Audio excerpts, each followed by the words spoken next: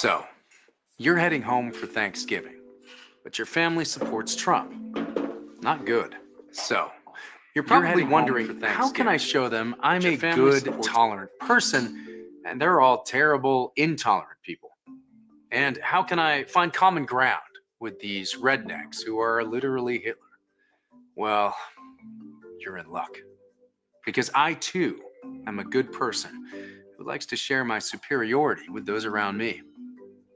Today, we're going to show you how to talk about Trump with your racist uncle this Thanksgiving. First, try slowly and articulately explaining to him how he is a racist, a bigot, a Nazi, and just an overall garbage person. You can even use simple visual aids if you want to. Next, you can help educate your backward, bigoted family members by handing out copies of Robin DiAngelo's White Fragility. This thoughtful holiday gift will endear them to you and open up the door for more conversation later. Now, sometimes your family might disagree with you and attempt to use far-right tactics, such as facts and logic. Counter this with a powerful haka dance. Fourth, you can easily get through to these MAGA bigots, or maggots for short, by reenacting the entirety of Hamilton. Let it never be said that you threw away your shot. Here's a good one. When your arguments just aren't getting through to them, try screaming at the sky. Simple, but effective. Tip number 6. When you're encountering opinions you disagree with, just run away to a secure location. You might call it a space that is safe. If someone follows you there, then go somewhere else, and so on and so on. And finally, and perhaps most effectively, just start a good food fight.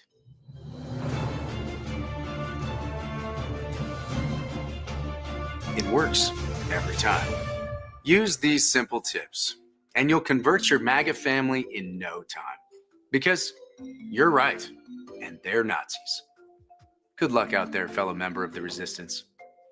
If you have any other helpful tips in dealing with your maggot family members, just leave them in the comments down below. Or shout them at the sky. Works every time.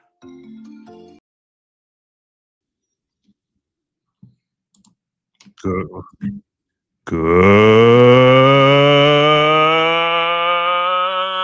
evening, everybody. Welcome to the following program. I am your host, Joe Neerman, a.k.a. Good Logic. I hope that you had a phenomenal, exceptional, mind-blowing Thanksgiving in all the best ways possible, obviously.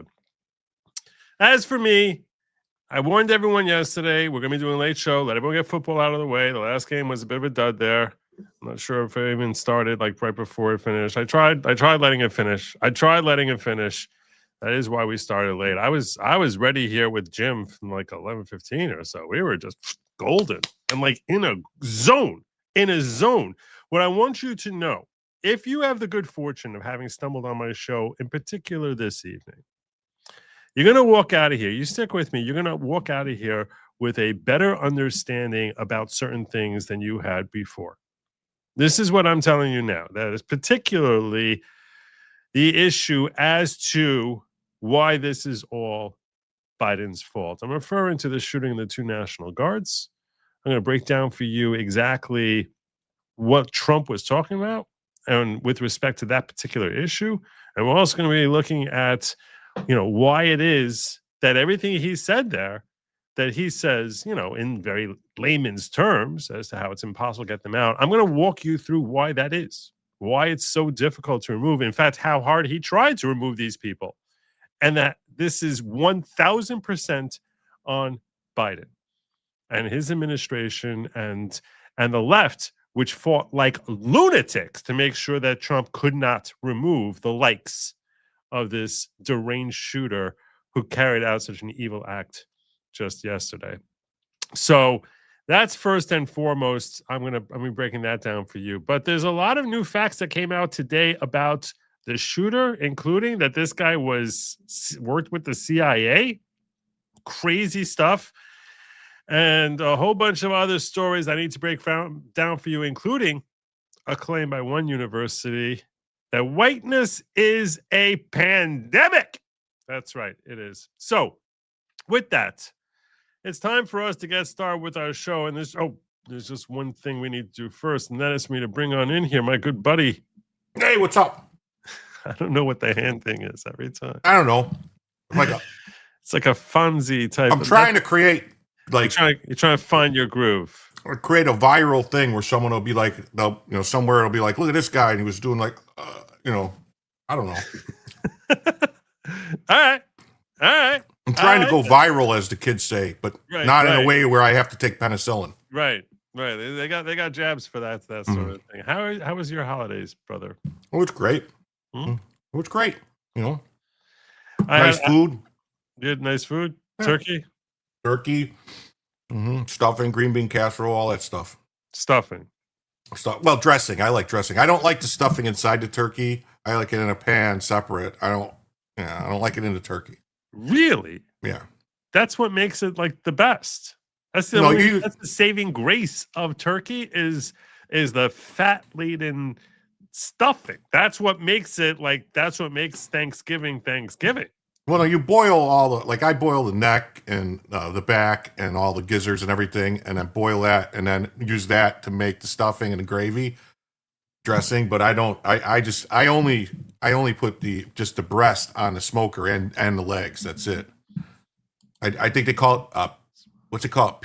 Hatchcocking or something like that. Half-cocking, where you cut it off and some kind of something cock. You split it open and spread it and put it down. Half-cock, splat cock. I don't know. You cut it, and I know how to do it. I don't know how to talk about it. None of this sounds remotely appetizing. Spatcocking, yeah. Spatchcocking. Spatchcock. Yeah. That cannot be a real word. It is. I didn't just make it up. Apparently. If I made it up, all these people are in my same delusion as me. Apparently, you got like a whole bunch of family members in the chat here. That's what I'm assuming. They're like, oh, no, of course, it's spatchcocking. Happy Thanksgiving, Phil Coggins. And Daniel Wymus. Has been a rough year. Sorry about that, brother. You'll never know the difference your positive messages on self and family have helped. Thank you, sir. Well, that's so heartening. That's really, I really try to give out a positive message, something that I feel is true and that I can share that gives some positivity. I really, really try to do that, because I feel like I always talk about how the following is about greater personal growth. I think that helps lead towards greater personal growth. Like when we're dealing with difficulties in our lives, being able to find ways to overcome that and move forward and not get crippled by our own depression, sadness, insecurities, things of that nature, and find a way to build ourselves up. That's a form of personal growth, which is perhaps the most essential and most necessary in today's era. In today's era, unlike any era historically, that is the prevalent malady that is strickening the West in particular. And to the extent I can help people fight through that, I know those difficulties. I myself have dealt with those difficulties. I myself to this day sometimes I have to fight off those difficulties.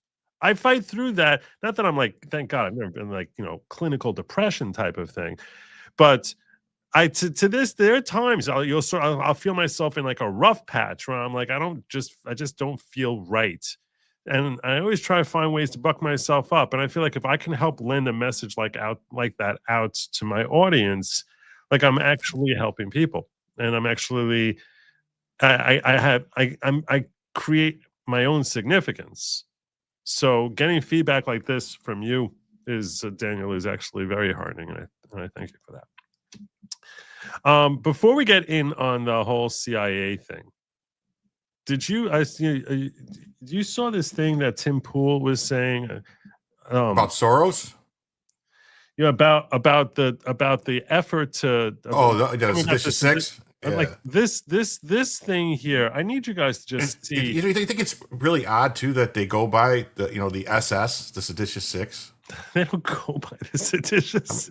They call themselves that. That's what they say. We're the SS. They were labeled They that. were marching. They were doing this marching and stuff, and they keep like waving, like, "Hey, hi, you doing?" and stuff. We and, labeled them the sedition. You think they're engaging in sedition? That's like, well, okay, now you're making too much sense. oh gosh. Okay. I like living in my fantasy world. Tim Pool shared this out. And this was something that kind of blows your mind. And I think he does a great job of breaking down why this is so significant. Now, Tim Pool is someone who is always, he's kind of like Chicken Little in a beanie, where like the sky is falling all the time, and there's insurrection and there's civil war is coming. So this is another time that he's saying civil war is coming. I don't know if it's a civil war, but this is definitely designed to weaken us. It's purposefully designed to weaken us and to basically, you're priming the meat to get pulped. You're priming the meat to get punched and to get knocked down. Here's how he explains. Ladies and gentlemen, let me just stress that this story that is emerging may be one of the most horrifying that I have seen in a long time. You may be wondering what this image I have on screen is. It is part of a campaign to create factions within the military to defy Donald Trump and foment civil war or a military coup. I'm not exaggerating. To be fair, to hammer everything looks like a nail. But for what purpose? That's Tim admitting that, hey, I'm always talking about how there's civil war. So you might say that to me, everything looks like civil war. So, but now he's been trying to defend why this time it's really something to really think about. What were you going to say, brother? This is like this is the same type of stuff that happened in the early 1860s. It really is, but it's more extreme now because of the internet, because of social media. The word spreads faster, but this is exactly what the Democrats were doing prior to the firing on Fort Sumter. It really is. I mean, we're waiting for that moment to happen at this point. That's what we need to basically, that's such a great visual to just come back to, like, how Democrats are all about. The Democrats in the South are basically trying to rise up again. They're not happy. Here come the Democrats trying to rise up and start a civil war again, just like 1860, all over again. They don't want their indentured servants, whatever you want to call these illegals that they have working, in their houses and stuff for, less than a living wage. Yeah, we keep hearing about Germany. They're just Democrats from the 1860s. If you actually look into that whole Germany, they took a lot of their cues from the Democrat Party. Oh yeah. It's widely admitted, Yeah. All right. So let's hear the rest of what Tim is going on about here. Have been Democrats calling on people to, quote, pick an effing side. Pick a That's a side. senator from Connecticut who said that. For what purpose have Democrats been calling all of Trump's orders illegal, dictatorial, fascistic, and then calling on servicemen and women to defy the chain of command? This makes no sense. If it's no big deal the National Guard were deployed to our city streets and not doing anything but picking up trash, why do Democrats pretend to care? Here's the story. These billboards have been popping up reportedly across the country. It says, did you go airborne just to pull security for ICE? Not what you signed up for.org. This is illegal. It is a crime. I'm not exaggerating nor being cute. I have the law pulled up.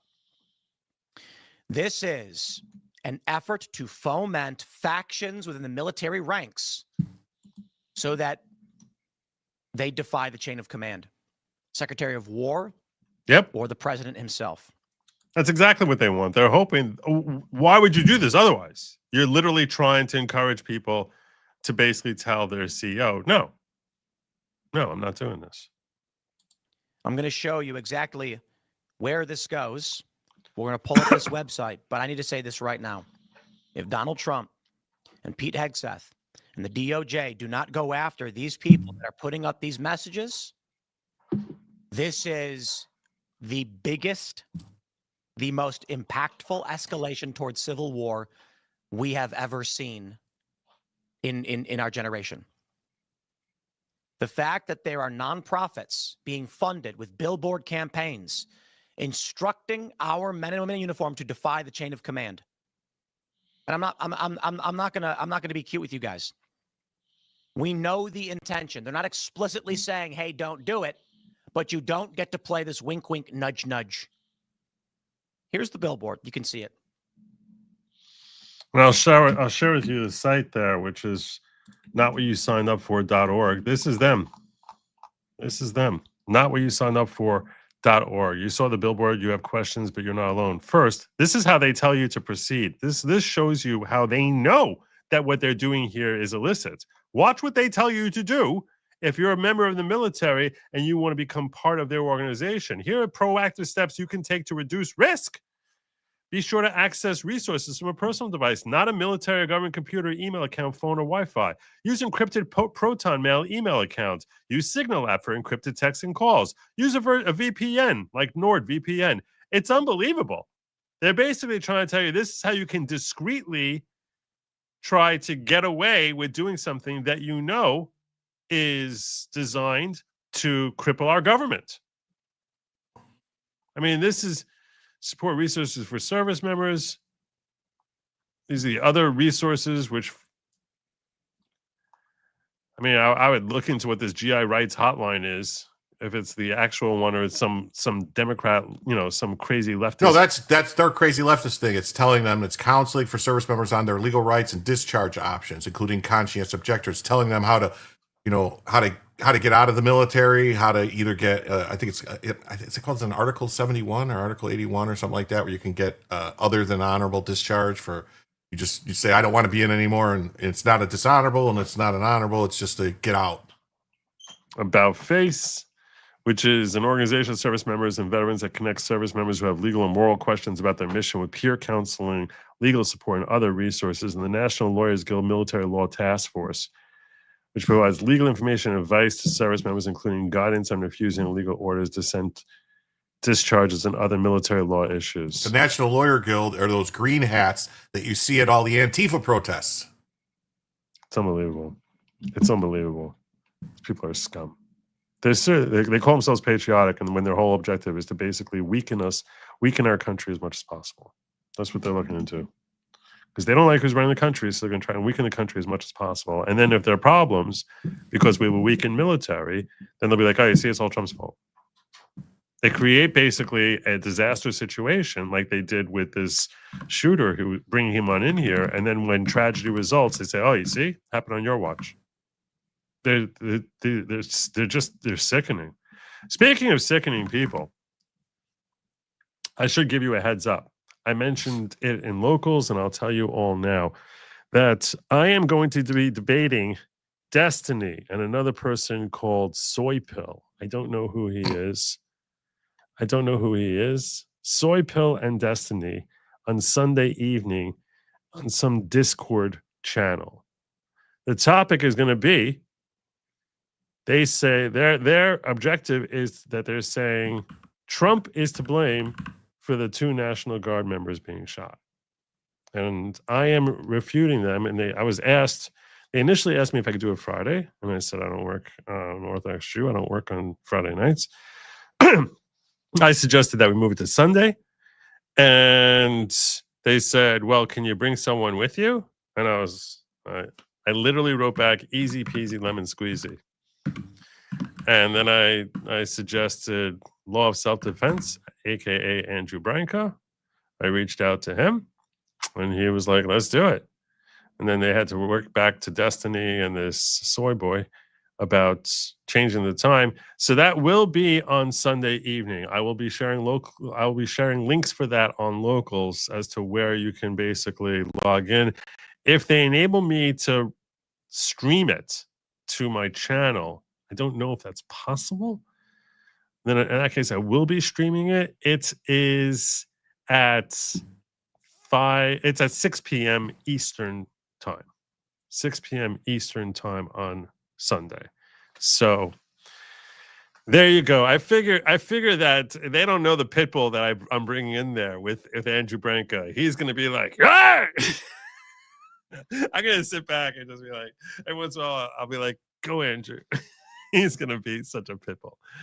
But I warned him that the arguing style of destiny that the left seems to be so enamored with and think, "Oh my God, this is the greatest debater ever," is that he does this deflection gish gallop.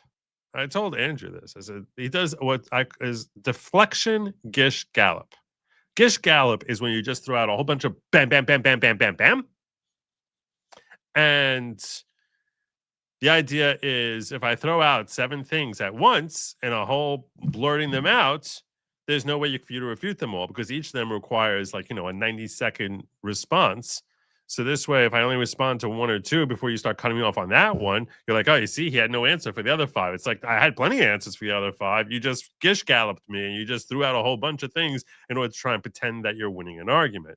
Plus, you were deflecting in the first place. I'll give you an example. So like if I think something along the lines of like the last time I debated Destiny, that there was a I proffered out there that the Biden administration was the most was the most authoritarian of all time. And he's like, authoritarian? What do you call J6? What do you call COVID lockdowns? What do you call the church shooting? What do you call? And he just listed off like 7 different things that Trump did that he thinks shows authoritarianism, which they don't, but that he was pretending that they were showing authoritarianism. And then basically when I start responding to them one by one, he would just deflect into a different thing.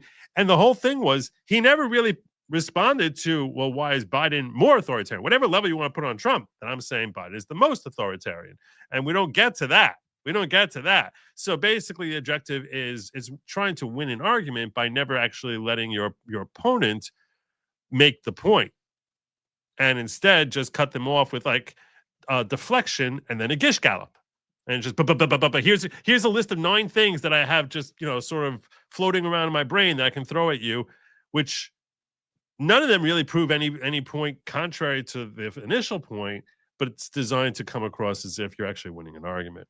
So I am going to be much more mindful about being sure that he does not get away with that during the course of this and actually hold his feet to the fire as far as making logical arguments that address a particular point that comes up to the extent possible. So I think they're supposed to be moderators, but when I see him doing it, I'll try to make sure to call him out on it. Anyway, and Branka is incredibly passionate, so I expect him to be very I expect him to be formidable. That's the way I would put it. Very formidable.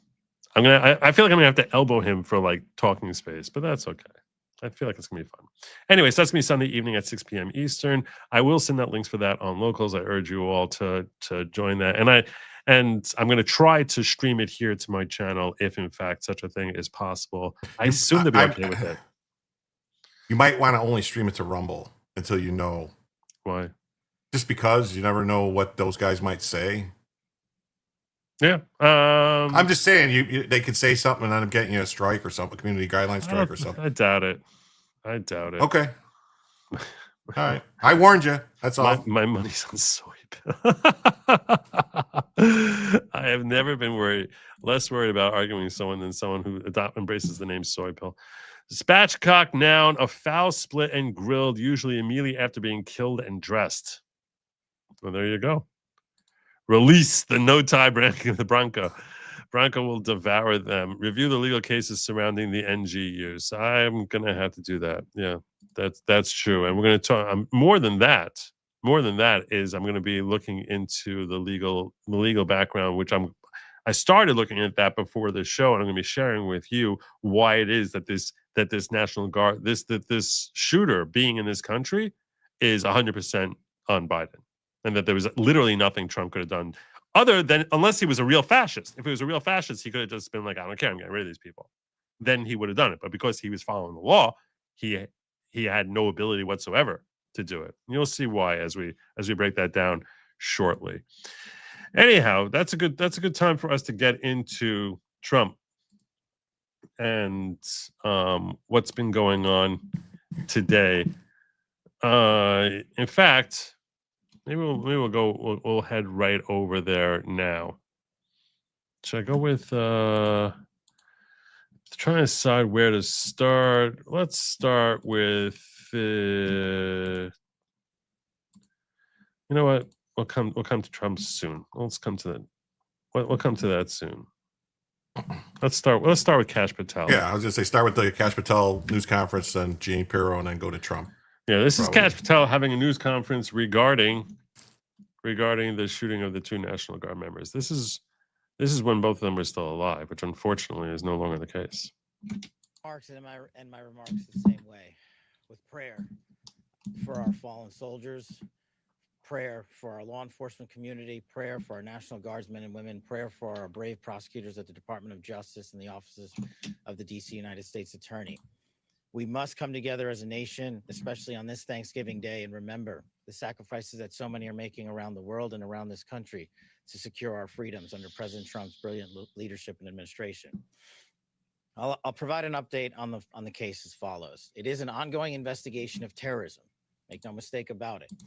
The FBI is leading out on this federal assault on a federal law enforcement officer investigation on many fronts. We immediately, with our law enforcement partners in the Metropolitan Police Department and the interagency, secured the scene, seized the weapon, sent in our evidence response team immediately to collect evidence, and started doing block by block canvasses. We are looking for and interviewing witnesses. The firearm and other materials have been sent to our Quantico laboratory already yesterday for immediate analysis. That work is ongoing. Partnering with the DC United States Attorney's Office, we have also executed multiple search warrants around the country to include the subject's last known residence, which is in the state of Washington. The search warrant was executed on that house last night or early this morning, and it is an ongoing process. All the individuals found in the house have been interviewed, and some interviews remain ongoing. We will not stop until we interview anyone and everyone associated with the subject, the house, and every piece of his life. There's also subject interviews relations conducted in San Diego pursuant to our ongoing investigation. So as the judge noted, this is a coast-to-coast investigation being led right here in Washington, D.C. And this subject definitely did pick the wrong country. And we will rise together as a nation to show the world what we do here. And we are thankful that we have the Attorney General's brave leadership and President Trump's brave leadership and priorities to safeguard our communities. I also spoke to Director of the CIA, John Ratcliffe, last night, and Secretary of War, Pete Hegseth. There is confirmation now that the subject had a relationship in Afghanistan with partner forces. We are fully investigating that aspect of his background as well, to include any known associates that are either overseas or here in the United States of America. That is what a broad-based international terrorism investigation looks like. We will provide continuous details to the American public while at the same time not jeopardizing the ongoing prosecution to ultimately hold this perpetrator accountable in our courts of law. We will provide as much transparency as possible, but as you can see, the breadth and scope of this investigation will continue. We will continue to hit the streets and hit every town and every house and talk to every witness. The men and women of the FBI and the Metropolitan Police Department and the interagency, to include the Department of Homeland Security, DEA, and ATF, are working tirelessly on this Thanksgiving Day. And I know just by talking to the leaders behind me that instead of going on and being with their families, everyone rogered up and showed up to work today. And none of them want to go home. That's the resolve that we have together as a team to bring to you justice for this heinous act of terrorism here in our nation's capital. And as the judge said, we will ensure that our law enforcement partners are out there in full force to make sure the world can enjoy our nation's capital. We will not let this heinous act of violence prevent people from visiting our beautiful nation's capital. And we will also continue to highlight any evidence that we can publicly. And as the judge said, this individual is in this country for one reason and one reason alone, because of the disastrous withdrawal from the Biden administration and the failure to vet anyway, in any way, shape, or form, this individual and countless others. And this administration has taken the rightful step to stop any further allowance of people with this similar background into the country. And we're thankful for that. And as I said, this investigation remains ongoing. And I think I'll turn it over to General Blanchard of the National Guard now. Thank you. So I have to say this. I didn't want to interrupt him because he was just a free flow of resolve. That's what I hear there. A free flow of steady, firm resolve in a way that sounds. Yesterday, I was critical of the tone in his voice, of like that he seemed a little bit overwhelmed and almost emotional in the moment, and now you see the firm hand of resolve that Kash Patel brings to being head of the FBI. So that's a good thing to see, and everything he was saying there, no one could possibly disagree with it. That's exactly the approach that we need to be taking, to be as thorough as possible, to find out what the story here is with this particular individual, who he's connected to, how far, is this terrorist activity? I mean, he's conducting an investigation as if it is terrorist activity. So all of that is exactly what we would be hoping that the head of the FBI would, in fact, that's the steps we would all be hoping for them to be taking. So kudos to him. I have a clip also from Janine Pirro, who's standing next to him, that she had some comments also. It's just a short clip from her. So let's just get that press We conference done. also have a tweet that Trump just tweeted out 6 minutes ago, if you want it at any point in time. All right. On point, on topic? Yes. Okay, fine. In the best possible way. We have been in constant contact with their families and have provided them with every resource needed during this difficult time. The two National Guards men that we're talking about are Sarah Beckstrom, who's 20 years old, and Andrew Wolf, who is 24 years old. They were uniformed members of the West Virginia National Guard, and they were in D.C. to keep D.C. safe, pursuant to President Trump's executive order to make D.C. safe and beautiful. They answered the call, they took the charge, they volunteered, they put their lives on the line for people they don't even know. And that, unfortunately, is becoming a reality more and more for the members of law enforcement. Yep. Yesterday on Thanksgiving Eve. So let me see what you got there in the private chat you just shared with me. Should I go to what his comments after? I mean, if you want to go to either. Well, their video of Trump's always good, but this is just something he just tweeted out. It's yeah. Otherwise, people are going to keep mentioning it in the chat if we don't talk about it. All right, we'll get this out of the way then. Let's just do it. This looks very long, but let's. It is. It's a screed. A very happy Thanksgiving salutation to all our great American citizens and patriots who have been so nice in allowing our country to be divided, disrupted, carved up, murdered, beaten, mugged, and laughed at, along with certain other foolish countries throughout the world for being politically correct and just plain stupid when it comes to immigration. The official United States foreign population stands at 53 million people, most of which are on welfare from failed nations or from prisons, mental institutions, gangs, or drug cartels. They and their children are supported through massive payments from patriotic American citizens who, because of their beautiful hearts, do not want to openly complain or cause trouble in any way, shape, or form. They put up with what has happened to our country, but it's eating them alive to do so. A migrant earning $30,000 with a green card will get roughly $50,000 in yearly benefits for their family. The real migrant population is much higher. This refugee burden is the leading cause of social dysfunction in America, something that did not exist after World War II. Failed schools, high crime, urban decay, overcrowded hospitals, housing shortages, and large deficits, etc. As an example, hundreds of thousands of refugees from Somalia are completely taking over the once great state of Minnesota. Somalian gangs are roving the streets looking for prey as our wonderful people stay locked in their apartments and houses, hoping against hope that they will be left alone. The seriously retarded governor of Minnesota, Tim Walz, does nothing, either through fear, incompetence, or both, while the worst congressman/woman in our country, Ilhan Omar, always wrapped in her swaddling hijab, and who probably came into USA illegally, and that you're not allowed to marry your brother. That's not what happened. But does, because she came in legally and then got her brother in illegally. Does Well, nothing. there's a question about if she came in legally because her father committed immigration fraud, lied about he was part of the warlord. Anyway, never mind. Sorry. Does nothing but hatefully complain about our country, its constitution, and how badly she's treated, when her place of origin is a decadent, backward, and crime-ridden nation, which is essentially not even a country for lack of a government, military, police, schools, etc.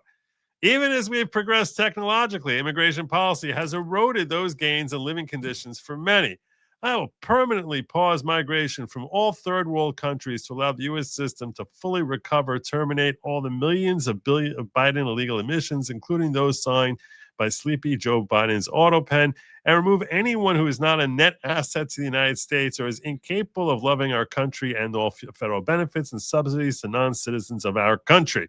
Denaturalize migrants who undermine domestic tranquility, and deport any foreign nationals who is a public charge, security risk, or non-compatible with Western civilization. These goals will be pursued with the aim of achieving a major reduction in illegal and disruptive populations, including those admitted through an unauthorized and illegal auto pen approval process. Only reverse migration can fully cure this situation. Huzzah! You're done with H-1B, Mr. President? We're done with that? I know he calls him a net positive. We don't need H-1B either. Other than happy Thanksgiving to all except those that hate, steal, murder, and destroy everything America stands for, you won't be here for long. See, now this I would have saved. I would have saved this. It's a great post, but I would have saved it until after we had the whole Somalia thing. That would have been the perfect thing to throw in there. All right? I thought Yeah. I looked at it and I thought it was about Yeah, let's see, because what he gave me here was this great clip here, where Trump. It's much funnier hearing it in his actual voice. This clip here is what I'm referring to.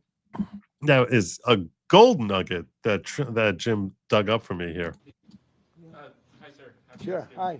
What do the Somalians have to do with this Afghan guy who shot the national? Nothing. Because he's against Somalians now. So he's being asked, why are you going after Somalians? What does that have to do with this Afghan guy? I understand you got rid of Afghanis. Okay, but what's with the Somalians? What's the deal? What's the deal? And his answer here is gold. But Somalians, of course, a lot of trouble. They're ripping us off for a lot of money. There's a tremendous amount of money going back to Somalia. What the hell are we paying money to Somalia for? But they're ripping off our country at a level that few people have been able to see before. That's about the only thing. You talk about competence. We have Ilhan Omar, who does nothing but complain about our country and our Constitution. And she comes from a country with practically no country. It's devastated. It's crime-ridden. It's a mess. It's a disgrace. And we took their people at a tremendous. We're not taking their people anymore. We're not taking them. We're not taking their people. Get rid of We're getting them. a lot of their people out because they're nothing but trouble. Okay. Thank you very much, everybody. Go ahead. It's like, I'm getting rid of them because I don't like Ilhan Omar. Okay? There you go. I don't like Ilhan Omar, so to hell with Somalia. And frankly, based on how she talks about Somalia being her homeland, I don't blame him. I don't blame him. He's like, F you, Somalia. You sent us this crazy witch. We don't need her. We don't need you. You're coming in here. You get all these these benefits from us, and then you're basically shipping back money back home. So you're all earning here. Whatever money you earn, you send back home and live off of the subsidies that Americans are giving you. That's insane. That's ridiculous. I think they steal way more money than they actually send back legitimately. I have no idea. I don't know. That could be true. It could all be the true. stuff you've been seeing about it's billions of dollars they've been stealing from all the stuff, from like the autism fund, the feeding our children fund, the Medicaid, all these things. And look, there's definitely some individuals who have been in the public who have been found guilty by jury. I covered this story just the other night. Until a judge says no. Until a judge overturns it, but basically found guilty of committing fraud of millions of dollars. and they happen to be Somalian. I don't know that that's true of all Somalians or even the majority of Somalians, but I do think it's likely true that the majority of Somalians are indigent. You know, a lot of this conversation is something that a lot of people don't understand. They look at the Statue of Liberty, which says, "Give us your tired, your poor, your huddled masses, yearning to be free." And they say, "Oh, okay, see, so we should be taking in poor people." No, no. See, that's a message that was written by French people. They're not. The Statue of Liberty was created in France. We didn't make that here, so we took that gift as is. But frankly, when they got the gift, they should have spray painted right over it. Like they should have just graffitied up the your tired, poor, huddled masses, because that's never what our immigration system was about. It was never about that, and it's co-opting what our immigration system is supposed to be about, which is, you know, that we get stronger through immigration. Everyone loves saying, "Oh, but we get stronger. We're a country of immigrants. We get stronger from immigration." That's true. That's true when you're bringing in healthy immigrants, and that's true at a time when we're not over flooded with illegal immigrants. Which is why, for now, I would put I would put just a brief pause on H-1B for about 30 years, and then we can reconsider reopening that idea. But yeah, at this juncture, when we get back to like having, I don't know, down to only 20 million illegal aliens, then we could start considering reopening H-1B. I don't know. It's just me. Like at a certain point, I'm like, hey, you know, there's really we're being overrun.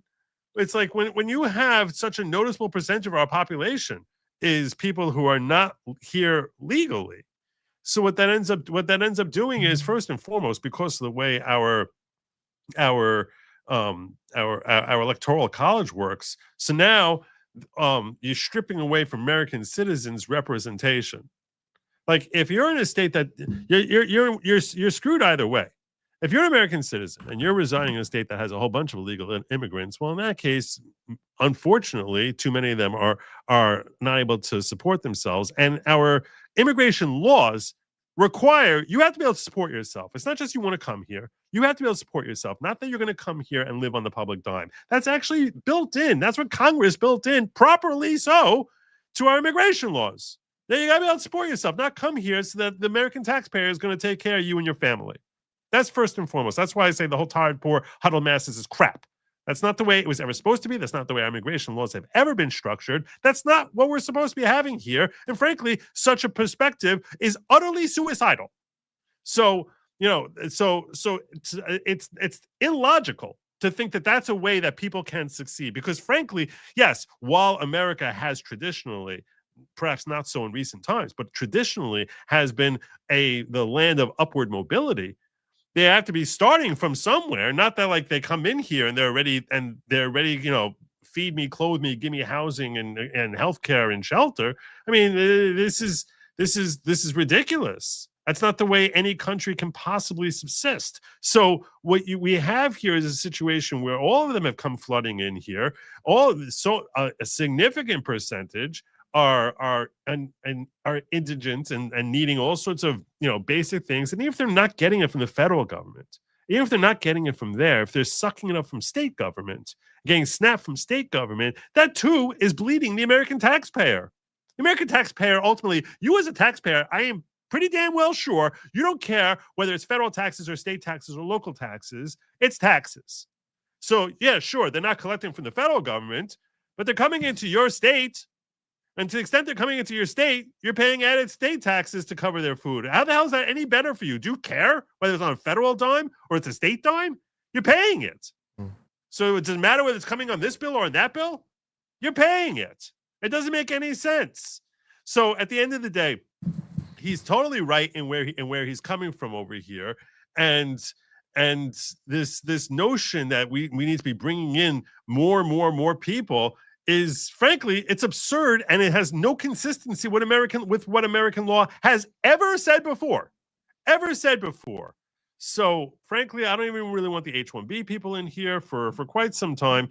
And what the point I was making about how you're screwed either way is either you have a whole bunch of indigent people who are moving into your state, which now you're going to have increased state taxes so your state can afford to feed and clothe and shelter and healthcare and educate these people. Or You don't have a lot of them. You have a relatively small percentage in your state, in which case you now have a lower amount of power in Congress because the existence of a large number of illegal aliens in the foreign state from you now gives them added power in Congress. So either way, whether they are your neighbors and you are now paying for them with your tax dollars, they're living domestically in the same state as you, and you're paying for them with your tax dollars, or you're relatively free of that because you're in a state like, I don't know, the middle America, where they don't necessarily have as many illegal aliens, but you're getting screwed over because you have less representation in Congress because those added illegal aliens have now flooded more representation to those states that have sucked them in. So either way, whether they're your next door neighbor or not, you're being screwed by illegal immigration. That's my point. And I would just like to throw back to that, the original, the OG MAGA, and what he said back in 1960, ask not what your country can do for you, but what you can do for your country. And then they killed him just so they could pass the Immigration and Nationalization Act of 1965 and flood us with all these foreign. I don't know what kind of sherry they put in your turkey tonight, but you think JFK would be with Democrat with these guys today? No way. No way. No way. No. Anyway, but and the reason the topic of illegal immigration is coming up is because this guy here is an Afghani he's here lawfully, I guess, but he was completely unvetted. And there's all sorts of discussion about who's to blame for him being here. And I want to walk you through why this is 1000% on the Biden administration in every way, shape, and form, and not even a tiny iota Donald Trump's fault. If there's any fault of Donald Trump, it's that he was not sufficiently fascistic to break the law to remove this Lachenwall and his ilk. Because if he was more of a fascist, if he ignored the law, he could have done it and would have. But because he's not a fascist, that's the only reason why that jackass was in the streets of D.C. yesterday and able to kill at least one member of the National Guard and critically injure a second. So with that, I'll share with you this right here. Why do you blame?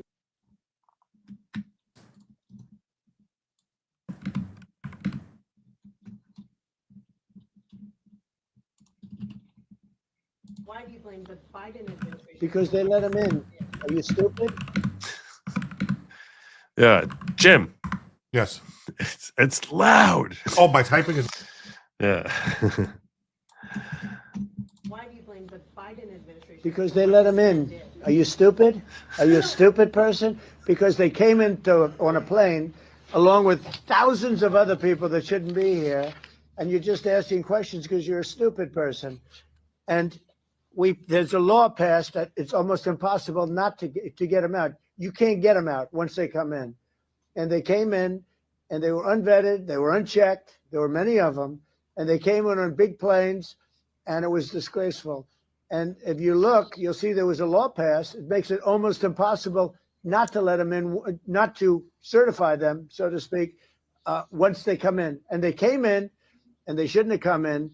And frankly, the whole thing was a mess. The whole Afghanistan situation was a mess. It should have never taken place. If we're going to go out, and we would have gone out because I had everybody ready to go. We were going to go out with strength and dignity and precision, and we would have left for Bagram, and we would have kept Bagram, by the way, because of its very close relationship to China and where they make their missiles. But when you let the people come in by the thousands and thousands and thousands, they made a terrible mistake. But they were incompetent. Yeah.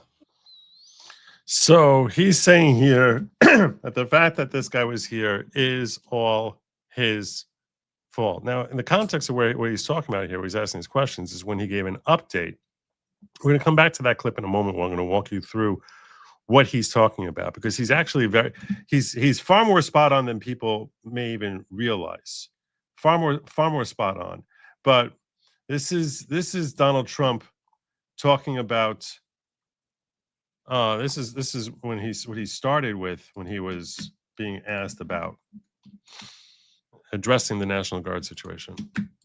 Yesterday, we literally had no incidents for many months. It was the safest place imaginable, and this is a different kind of crime. This is a really bad crime. Millions of Americans are praying for those heroes and their families, and I must unfortunately tell you that just seconds before I went on, right now, I heard that Sarah Beckstrom of West Virginia, one of the guardsmen that we're talking about, highly respected, young, magnificent person, started service in June of 2023, outstanding in every way. She's just passed away. She's no longer with us. She's looking down at us right now. Her parents are with her. This just happened. She was savagely attacked. She's dead. She's not with us. Incredible person. Outstanding in every single way, in every department. That's horrible. As you know, the other young man is fighting for his life. He's in very bad shape. He's fighting for his life, and hopefully we'll get better news with respect to him. And the monster that did this is also in serious condition. But we won't even talk about him. As you may know, DHS has confirmed that the... So that's him giving a status report with respect to those two individuals. Rest in peace, Sarah Beckstrom. And yeah, that's horrible. You can't say that. You can't say that enough. And then the questions basically come as to who's to blame for this guy being here. That's where I want to get to next. And I'll give you some backdrop on this guy and where he came from. And first and foremost, what we need to discuss is that he worked with the CIA, which you're like, what the hell? According to what do you think he did for the CIA, Joe? If you had to just guess, what was his job for the CIA? I haven't even been able to. I would have assumed translator. No, well, I mean, maybe he translated people off of this mortal coil. What does that mean? Targeted assassinations. That's what this guy did. That's what this guy did for the CIA. Suspect in D.C. shooting work with U.S. government entities in Afghanistan, including CIA, according to Ratcliffe. Officials say the suspect went to the United States under Operation Allies Welcome. Remember this acronym, OAW, Operation Allies Welcome, OAW. Previously served with a U.S.-backed partner force in Afghanistan. The Afghan national accused of shooting two West Virginia National Guard members just blocks from the White House previously worked with multiple U.S. government entities, including the CIA, while serving with a partner force in Kandahar, Afghanistan, according to CIA Director John Ratcliffe. The suspect has been identified as 29-year-old Ramanullah Lakanwal, who Homeland Secretary Kristi Noem said entered the United States in September 2021 under Operation Allies Welcome, the Biden-era resettlement program launched after the U.S.'s botched withdrawal from Afghanistan. Lakanwal had an established relationship with various entities in the U.S. government, including the CIA, due to his role with a partner force in Kandahar, Ratcliffe told Fox News during the interview published November 26. In the wake of the disastrous Biden withdrawal from Afghanistan, quote, the Biden administration justified bringing the alleged shooter to the United States in September 2021 due to his prior work with U.S. government, including CIA, as a member of a partner force in Kandahar, which ended shortly following the chaotic evacuation, the CIA chief told the outlet. The Epoch Times reached out to the CIA for comment and not receive a response by publication time. The shooting happened at around 2:15 Eastern Time on November 26 near 17th and I Streets. Jeff Carroll, the Metropolitan Police Department's Executive Assistant Chief of Specialized Operations, said, Carroll said a lone gunman, quote, came around the corner, raised his arm with a firearm, and discharged at the National Guard members. Other guardsmen at the scene were able to subdue the suspect, quote, after some back and forth, Carroll said. Lackenwall was taken to custody and later transferred to a hospital. Two wounded guardsmen. Okay, so now we talk about the condition over here, which I think we're good there. And Muriel Bowser saying the shooting was targeted and vowed the suspect will be prosecuted to the full extent of the law, assuming he lives. Joint Task Force DC said in a statement to the Epoch Times that its members were patrolling the Farragut West Metro Station when it came under fire. Trump says it's an act of evil, an act of hatred, an act of terror, pledging the perpetrator would face the steepest possible price and a full reinvestigation of all Afghans who entered the United States under the Biden administration. Quote, we must now re-examine every single alien who has entered our country from Afghanistan under Biden, Trump said. If they can't love our country, we do not want them. We don't want them. U.S. Citizenship and Immigration Services announced shortly afterwards that it has halted all immigration case processing for Afghan nationals indefinitely pending further review of security and vetting protocols. Secretary of War Pete Hegseth said the attack strengthened the administration's resolve and said he was requesting 500 additional National Guard troops for Washington. Quote, this happened just steps away from the White House. It will not stand, he said, while condemning the shooting as a cowardly, dastardly act. What was Operation Allies Welcome? That began in August 2021 as the Taliban regained control of Afghanistan. At the time, the Biden administration said it was, quote, working around the clock to conduct a security screening and vetting of vulnerable Afghans seeking entry into the United States, and that interagency partners would ensure arrivals, quote, do not pose a national security or public safety risk. Great job, Biden. The program initially allowed most Afghans to remain in the U.S. for 2 years without permanent immigration status. More than 40% qualified for special immigration visas for assisting U.S. operations. In 2022, the initiative was renamed Enduring Welcome as federal agencies shifted towards longer-term pathways. So first they come in here under Operation Allies Welcome. Now it's Enduring Welcome.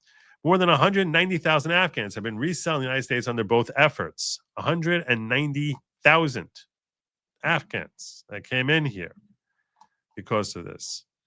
That sounds insane. That sounds ridiculous. Like 190,000. Wow. We had two more links here, but so apparently he's part of the 0 units, right? Yeah, the 0 units. What as the Gateway pundit previously reported, CIA Director John Ratcliffe has confirmed the suspected National Guard Afghan national Ramanullah Lackenwall previously worked for Special Force Unit in Afghanistan that worked under the CIA.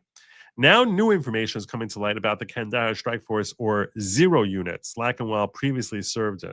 What the heck are 0 units? Well, the Kandahar Strike Force, also known as 0 units, was composed of Afghan nationals under the command of the Afghanistan National Directorate of Security, which was an intelligence agency established by the CIA. New York Times reported the 0 units were trained and equipped directly under the CIA and were trained to conduct clandestine missions across Afghanistan. An image of an ID badge circulating widely online Thursday that purportedly shows the suspect in the shooting the National Guard members say he was assigned to the Kandahar Strike Force, or 03 unit, one of a number of so-called 0 units that work closely with U.S. and other foreign forces during the war in Afghanistan. The badge also carries the words Firebase Gecko, which was the name of a base used by the CIA and Special Forces in Kandahar in South Afghanistan, inside what was previously the compound of the Taliban's founding leader, Mullah Mohammed Omar. CBS News has not independently verified the authenticity of the ID badge shown in the photos, but CIA Director John Ratcliffe said the suspect had previously worked with the U.S. government, including CIA, as a member of partner force in Kandahar. The 0 units were exclusively composed of Afghan nationals. So that these people were all Afghanis, the ones who were in these units, and operated under the umbrella of the National Director of Security, or NDs, the intelligence agency established with CIA backing for Afghanistan's previous U.S.-backed government. A former senior, so this guy basically is being trained and prepared by our own intelligence agencies. That's where he learned how to kill. What I can basically say is, if you've ever seen the movie Zero Dark 30? Well, not Zero Dark 30, the movie with Mel Gibson where he's the cop, Lethal Weapon. Yeah. All right. And he talks about the Phoenix Project. in Vietnam, the CIA's Phoenix Project. It's basically the same thing. Okay. That's a reference which I assume 20% of the audience might get. Wait, they're not going to. Who doesn't know Lethal Weapon? Who doesn't know I about know Lethal Weapon, but that particular Operation Phoenix you're talking about, to that level of detail of knowledge, you're asking a lot. I'm sure this audience knows a lot about MK Ultra. Yeah, okay, MK Ultra you hear all the time. You Okay. hear about MK Ultra all the time. We hear about MK Ultra. Everyone who doesn't know about MK Ultra, we all What know. about Operation Gladio? You can tell me about Operation Paperclip and Operation Project Manhattan, but like what I'm saying is, yeah, but that's different from knowing about Operation Phoenix, which I think is probably a fictional thing. No, it's not. The Phoenix Project. No, it's not. 100% Phoenix real. Project. Yep. Oh, okay, so it wasn't just made for Hollywood part. That was actually it was real. As Benny Johnson shared, the Afghan national terrorist Ramanullah Lakanwal, who shot members of the National Guard near the White House, worked with the CIA as a member of a partner force in Kandahar, Afghanistan. Wow. You know who that really means we should really be talking to? We should be talking to someone from the Senate who worked with the CIA before and be investigating her. Shouldn't Maybe. we? Yeah, somebody. No. What's her name? Sluttykins. Let's not go there. Oh, okay. Especially because she looks like really just the she looks like just the opposite of that. She looks much more like a Karen. So yeah, but Slotkin, who proudly is talking about how she's a member of the CIA, and in fact, I'm not sure how quickly you can pull this clip up, but wasn't she talking just a month ago about how we can expect something like this? I can find it, but if you just real quick, I have something pulled up. It's just basically a breakdown, and it's going to explain what Zero Units did. All right, fine. Zero Units were elite paramilitary forces in Afghanistan closely associated with the CIA, primarily involved in operations against the Taliban, Al-Qaeda, and the Haqqani network. Established during the U.S. invasion of Afghanistan, conducted high-risk operations, including night raids aimed at capturing or eliminating high-value targets. They're basically like the Afghani version of Navy SEALs. That's basically what they're describing here. And they had autonomy. They operated with significant independence under the U.S. guidance. Night raids, known for conducting swift and often brutal raids, which sometimes resulted in civilian casualties. These are the people we brought in here. Mm-hmm. There's thousands of these people we brought in here. 190,000 up to that. I mean, I don't think all of them are part of the Zero Units, but the units faced criticism for their methods, which included reliance on faulty intelligence leading to unintended casualties. Targeted by Taliban after the U.S. withdrawal in August 2021, members of the Zero Units became high-priority targets of Taliban due to their close ties with U.S. forces. Many Zero Unit members were evacuated in the U.S. as a part of Operation Allies Welcome, seeking safety from Taliban reprisals. They played a crucial role in the Afghan conflict, but their legacy is marred by allegations of human rights abuses. Mm-hmm. And I'll tell you this much, to be fair, because I'm looking to not just criticize the left and Biden, but to actually, be reasonable as to what's the right thing to do. You sort of have to say, okay, well, if they did something wrong, what do you think would be better? Do you think it would be better to leave all those people behind? If we do that, why, when we go into a foreign country, would anybody be willing to work with us and help us when they know that historically those who work with you are going to be left behind and butchered, but when you guys eventually pull out? So you sort of have no choice but to let these people in. Right? I mean, that's the counter. That's what you would say if I was sitting on the left, and I'd say, Joe, okay, you're a reasonable guy, Joe. What the hell would you say we should be doing with these people? And why would you think that if we abandon them, that's going to lead to America's long-term health? Because next time we're engaged in a foreign engagement, that hold on a second, I just got to get rid of someone here. Let me get rid of this guy. The next time we're engaged in a foreign engagement, we're gonna have them.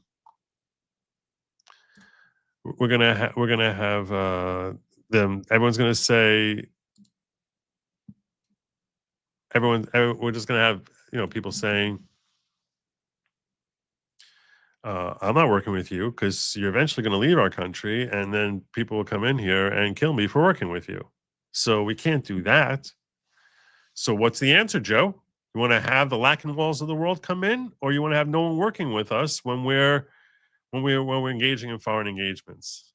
And the problem with this question that I can picture the likes of someone like Pisco throwing at me or Destiny throwing at me, that type of perspective. The flaw in that is that they present it as an either or. Like we can only do this or that. As opposed to, hey, what about actually vetting the folks who you're bringing in before it's time to pull out? That while you're working with them, you say to yourself, hey, some point this person's probably going to want to come back to America in case if we ever pull out. Is this someone that would be a healthy addition to the United States of America or not? And that you don't offer promises blanketly to anyone who helps the United States, but that you actually restrict it to people who you vet. You don't vet them 10 minutes before you leave. You start vetting them the day they start working with you. Because you know eventually if they survive through the end of the conflict, they're going to want to come back with us. So why do you have to wait until 6 minutes before the flights are all leaving to see, do we want to vet this guy and is this someone who's acceptable? When the whole time you're working with him, you could have checked him out, but you didn't. A year before you're actually planning on pulling out, you start actually vetting all of the people. It should actually be a policy that anyone who we're working with, we just start vetting them under the assumption that, hey, at some point they're going to want to come here. And if you work with that assumption and you invest the time and effort into seeing who this person is, well, then you could start actually vetting these people so we know this person's been greenlit, this person has a big red flag over them. And then you know what you're doing. You classify each of them. So we know who's acceptable to bring in here and unleash on our society and who's a lacking wall. So you don't need to do this either or thing. You just need to act with foresight, with actually some common sense. It's really that simple. I can't find I don't know what happened to it. I can't find the speech by Mrs. Slotkin. I got it.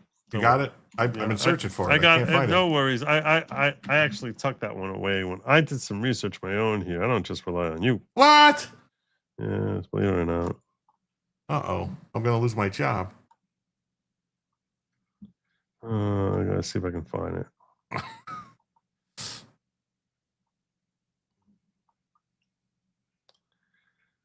Did I save that one? I don't know if I saved that one. I have a whole bunch.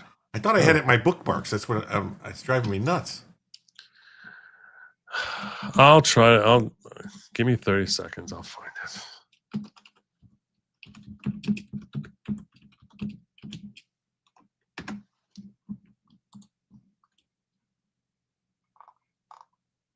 Here it is.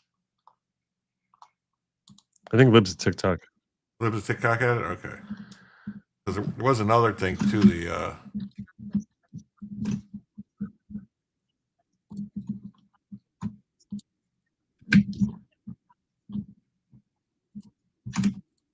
I got the wrong thing here. I have you added. I gotta remove you and add this. This is Slotkin like a month ago. Look at these videos coming out of places like Chicago. It makes me incredibly nervous that we're about to see people in law enforcement, people in uniform military get nervous, get stressed, shoot at American civilians. It is a very, very stressful situation for these law enforcement and for the communities on the ground. So it was basically a warning to say, like, if you're asked to do something, particularly against American citizens, look at these videos. So she seems very prescient. I don't know what happened to your camera, bro. My camera? Did it just crash out? I don't see What the hell is going on? What the heck is going on with Jim?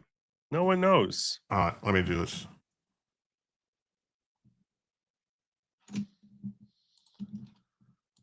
Kimmy's telling me that Trump posted to X directly. I have to. Here, he's back.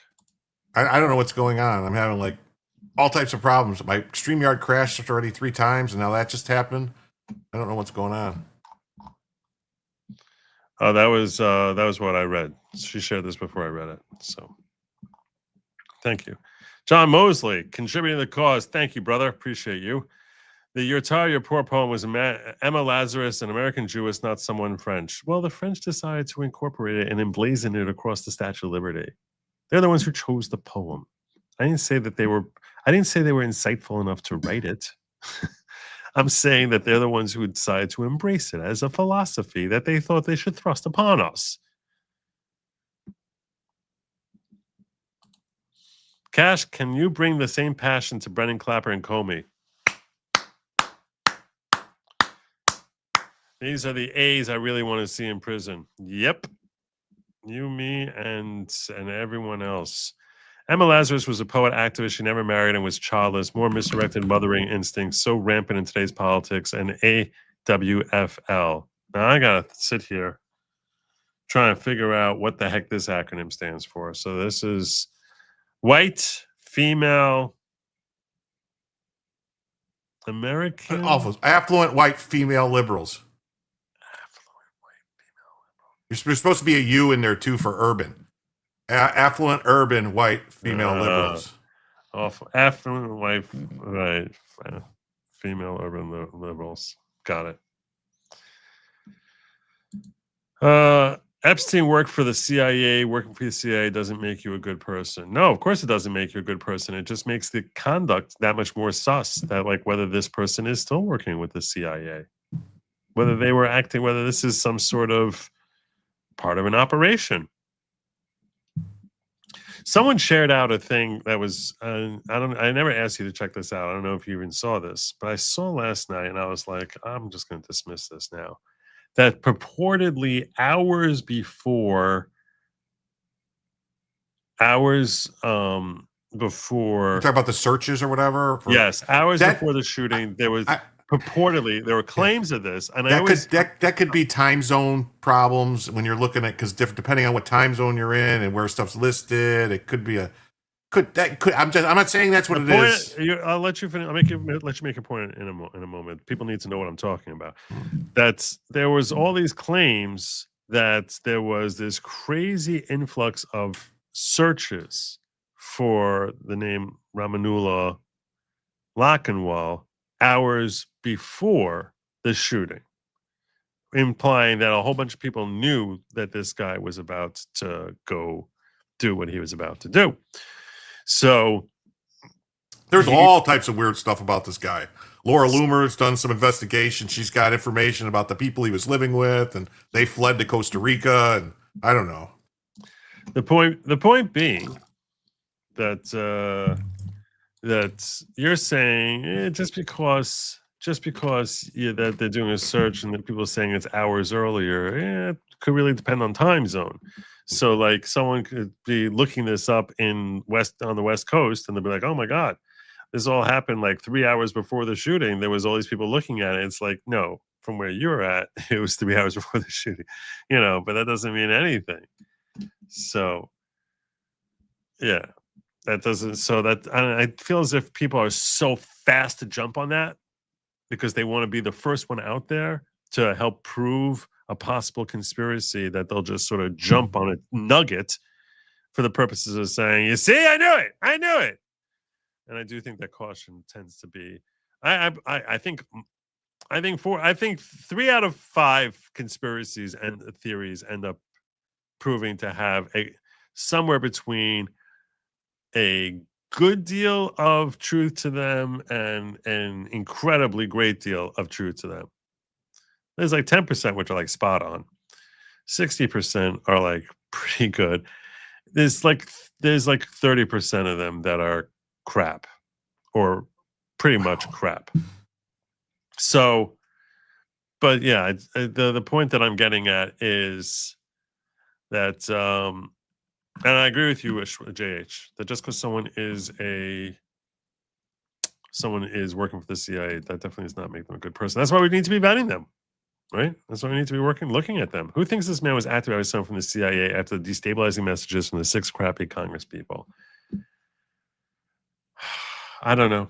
It's way too early to speculate, in my opinion. It's way too early to speculate whether he's a lone wolf or he's part of some cell. It's like, how the heck can we How can you or I sitting in our house, whatever we have is a theory that's based on our preconceptions as to what, how we perceive the world. Because there's nothing about this story which makes it unique that says this is how we know that this guy is tied into something like that. It's just too early to have that type of information. So whatever speculation I would throw out there would simply be a reflection of my perception of cynicism of the world or rejection of cynicism. So could it be? Yeah, it definitely could be. And I'm glad that Cash isn't, is not ruling out anything. He's looking as part of terrorist activity, but to just say that that's what it is. Yeah, it's okay to say that if you're sitting around a bar talking to your friends and you say like, this is what my gut feeling is. For someone in my position to take that position online, I think is just it feels clickbaity. Well, since you were talking about conspiracy theories, and Mhm. generally when you talk about conspiracy theories, everyone thinks Alex Jones. Yeah. And so I do have a 4-minute clip of Alex Jones explaining how him and General Flynn were talking about this going to happen 2 weeks ago. Cool. Let me get to that in just a moment. Let me just finish up here. I'm thankful. Hope you welcome me as well. Love much. Fight any. Hold the line. Thank you so much, Diamond Dog. That's very thoughtful. Trump's plan was take them to Qatar, Egypt, and Saudi Arabia. Let them be vetted there, and then possibly bring them to the U.S. Only 17,000 were designated for possible relocation. Yeah. You see, that makes sense. That makes a great deal of sense. You see, why would anyone fight if they may be left behind? I say, why would anyone fight if they can flee? Planning for defeat makes defeat inevitable.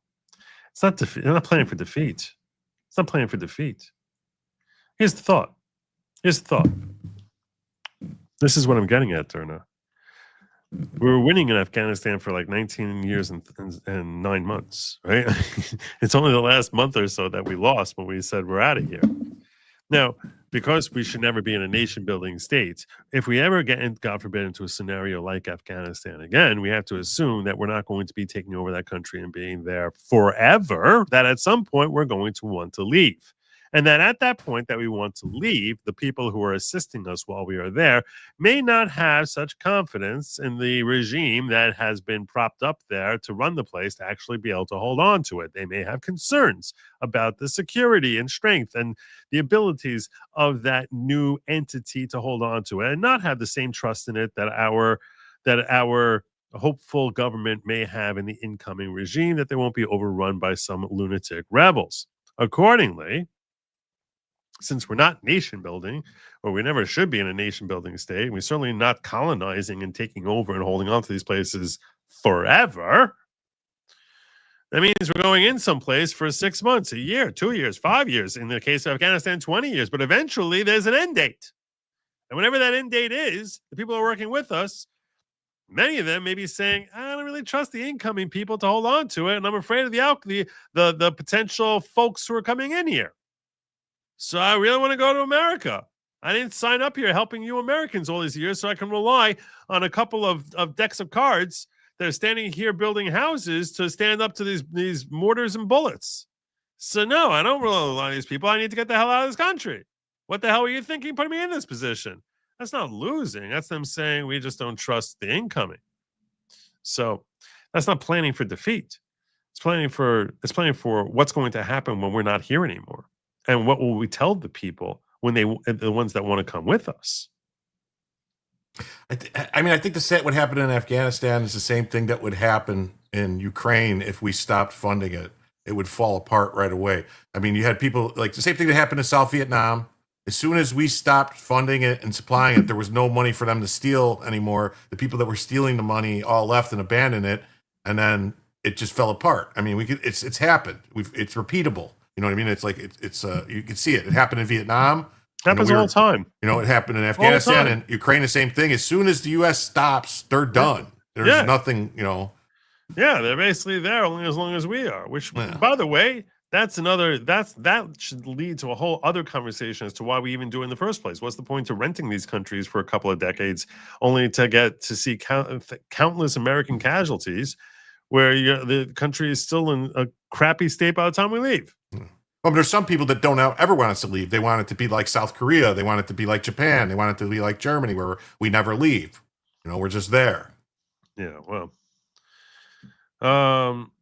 So yeah, that's so that's why I think we need to make plans for what you're going to do with these people, the locals who are helping us, and vetting them out before you just, more than 10 minutes before you're pulling out. Jim does have a new $11,000 computer. Yeah, I think it's Windows 11 updated while I was sitting today waiting for you to, waiting to go live. It did an update, so I have a feeling that that's what's causing the problem. It's something screwed up with Windows 11. Oh, you're on Windows 11. Yeah, I'm not on Windows 11. Hmm. I'm on Windows 4. well, I wish I was still on Windows 7 to tell you the truth. I loved Windows 7. I actually think I am on Windows 7. Yeah, Windows 7 I think is the best. I loved it. I do. I'm pretty sure I'm on Windows 7. Hmm. I don't think I never want to leave Windows 7. I'm like, you think I trust Windows 9? Why would I ever give up on Windows 7? We will know. I guess this is true, Kimmy. If he gets Epstein, we'll know that he was part of a group. A dorkable ally says, today Thanksgiving is my birthday. Happy birthday! Yay! You're not adorkable. You're not. I don't see any dorkiness at all. Thanks for the entertainment as my day ends. You're so welcome. God bless you. And new member. I guess member for 1 month. That means they've been here for a month, right? Yes. Yeah.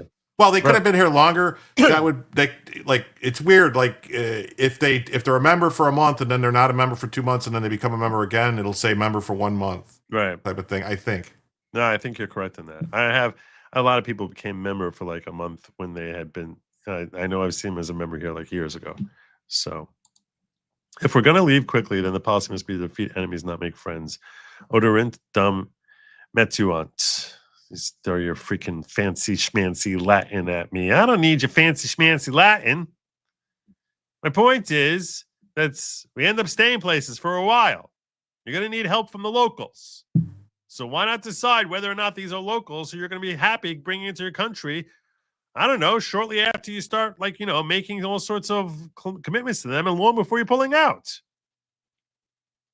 It's not a matter of leaving quickly. It's leaving eventually. Some point we're going to leave. Probably before the guy who's helping you dies. At least you'll be very disappointed if they die while they're still in your employ. So, yeah, at some point, they're going to want to come. It's just common sense. I'm not sure what you're arguing with me about here, Durna. That doesn't mean that I'm not arguing that we should be there for 20 years, but I'm saying if you're going to be somewhere for 6 months, a year, so start vetting the people who are helping you. Whoever's helping you, vet them. Why would you not vet them right away? That's being prepared. I don't even know why, in all honesty, and I don't know why we invaded Afghanistan to begin with. Oh, that we could have, within 12 hours, we could have destroyed every. In all reality, I thought, honestly, God thought we were going to. Yep, boom, gone. Because what's there? Just a bunch of terrorist camps in the middle of the mountains. It ain't going to go anywhere. It would be the perfect place to use a nuclear weapon. Yeah, so we weren't going to do that. We weren't going to. I would have if I was in charge. We would have. That's all I'm saying. So we weren't going to nuke mountains, and there's a lot of mountains with a lot of caves. That's right. They got plenty of mountains and plenty of caves. They wouldn't have missed a couple. You got to hit the right ones. And how do you know you got them? They knew where he was.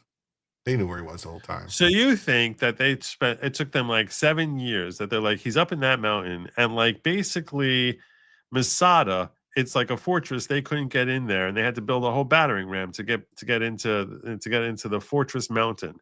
That's what was happening there. No, he was. They had him. Remember with the whole Tora Bora thing when he was trying to escape, and they knew he was trying to get out, and they were trying to get him. They could have just hit Tora Bora. Okay, all right. So now that's a different thing. But I think that people would have a real issue with you just wiping out the entire Tora Bora.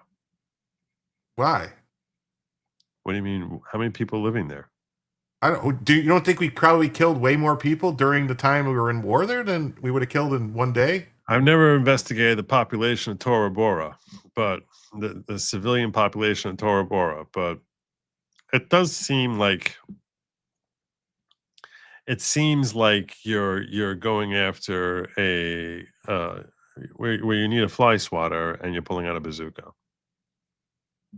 Maybe. I don't know. More like a shotgun. Okay, even that. Yeah, I won't quibble over the analogy, but you get the point. Same I'm point. just saying, they're lucky I wasn't in charge. That's all I'm saying. Because when I saw those planes hit and everything, I said, "Oh, we're nuking someone." It means let them hate so long as they fear. Oh, I am fine with them hating. My point is to the extent you're going to need locals helping you because they know the terrain, because they're able to blend in easier, because they have built-in relationships with people who can help be assets towards making for a smoother mission. I can understand that that's probably a very advantageous thing to have. You can get confidential informants, people who are working with you. I think that's probably an important part of covert ops, and it's probably an important part of that having the ability of the recognition on an international stage that we're not going to stab you in the back the moment we're done with you is probably a healthy thing for our military. Maybe not tomorrow, but next year, 5 years from now, 10 years from now. If America builds a reputation as people who basically will stab those locals in the back the moment we're done with the place, it's not that good for the next war.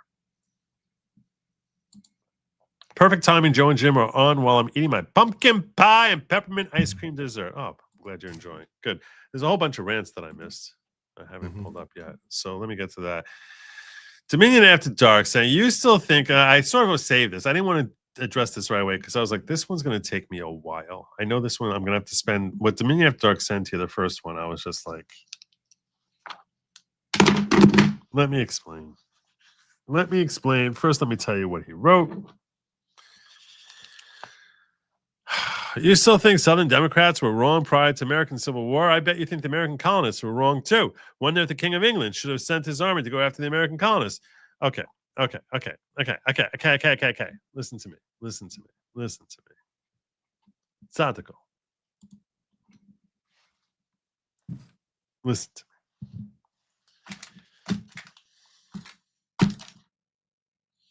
Tzaddikel is not a derogatory thing, just so you know. Tzaddikel is like what I would call my little kid, my own kid. The word tzaddik is Hebrew for righteous person, like a famous righteous person. When you're talking to a little kid, so you call them not tzaddik, but it's actually in Hebrew tzaddik, but Americans say tzaddik. We call them tzaddikel, like little tzaddik. Okay, so I'm saying this as a compliment when I call you tzaddikel. Okay. I came from a camp which basically, when I would look at the Civil War, I spent much of my life basically under the perspective that the entire Civil War, that's not me, he fell off. The entire Civil War was really about self-determination of states, Southern rights, and the rights of states to govern themselves. As a side topic, the secondary thing, that the cause for them engaging in that fight was the very evil institution of slavery. But the very, very heart of it was about self-determination. And I did some digging and some research into it. I spent some time looking at it, and I went through a whole bunch of videos which were basically trying to sort out this claim. Is it really about self-determination, or was it about really just slavery? And my computer crashed. That was just great. See, you went cheap. You should have gone for the $12,000 computer. I guess I should. I didn't get an expensive enough computer. So it's definitely Windows. So I was explaining is there's this ongoing conflict where most Southerners today, I think, probably take the position that it was about self-determination, not about maintaining slavery. And I saw a couple of videos on this, I want to say 4 or 5 years ago, which really made me change my mind. That if you really look at what they were saying and the positions they were taking, it really was not about self-determination. That was a side thing that came across probably as a rationalization in order to basically create like a justification that this is not about slavery. This is really about self-determination. I think I probably looked into this around the time. It's probably long enough ago. It was probably like 10 years ago when the whole thing about the Confederate flag was like a hot topic, long before I was doing this show. But the point is that I really came to the conclusion it's probably true that for the most people who are living in the South, most people who fought for the South, or felt motivated to fight for the South, it probably was more about the slavery thing. Maybe that's wrong. Maybe that's wrong. Maybe we can look back historically, and all the evidence I saw is really slanted in an unfair, harsh look at the South. It's very possible. It Wasn't is only like 2% or less than 2% of the population actually owned slaves. That's true. That's true.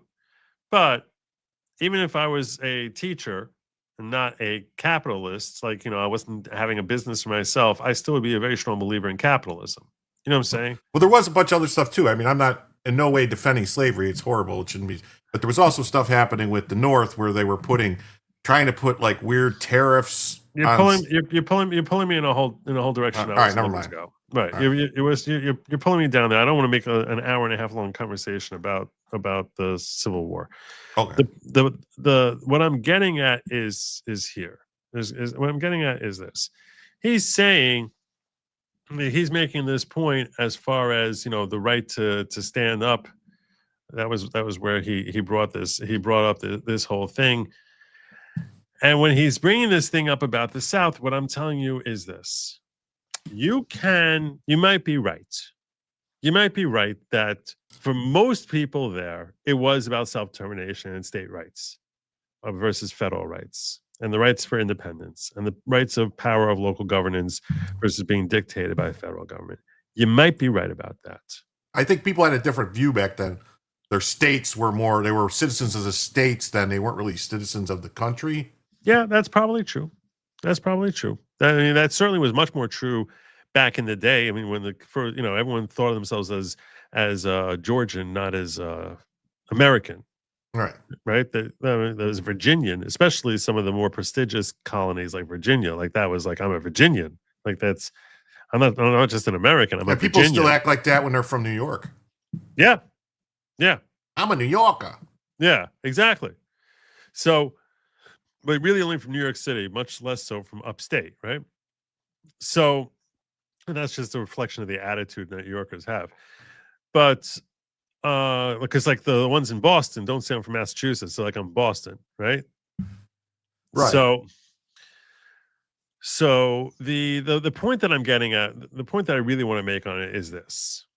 Here's the problem with that whole perspective. Here's the problem. It's almost akin to the problem with it is that slavery is so vile and disgusting that it's almost like it seems like this is not where you want to be making your stand. What do I mean by that? It's almost like, okay, someone who, let's say you have a man and a woman who are in a relationship, okay?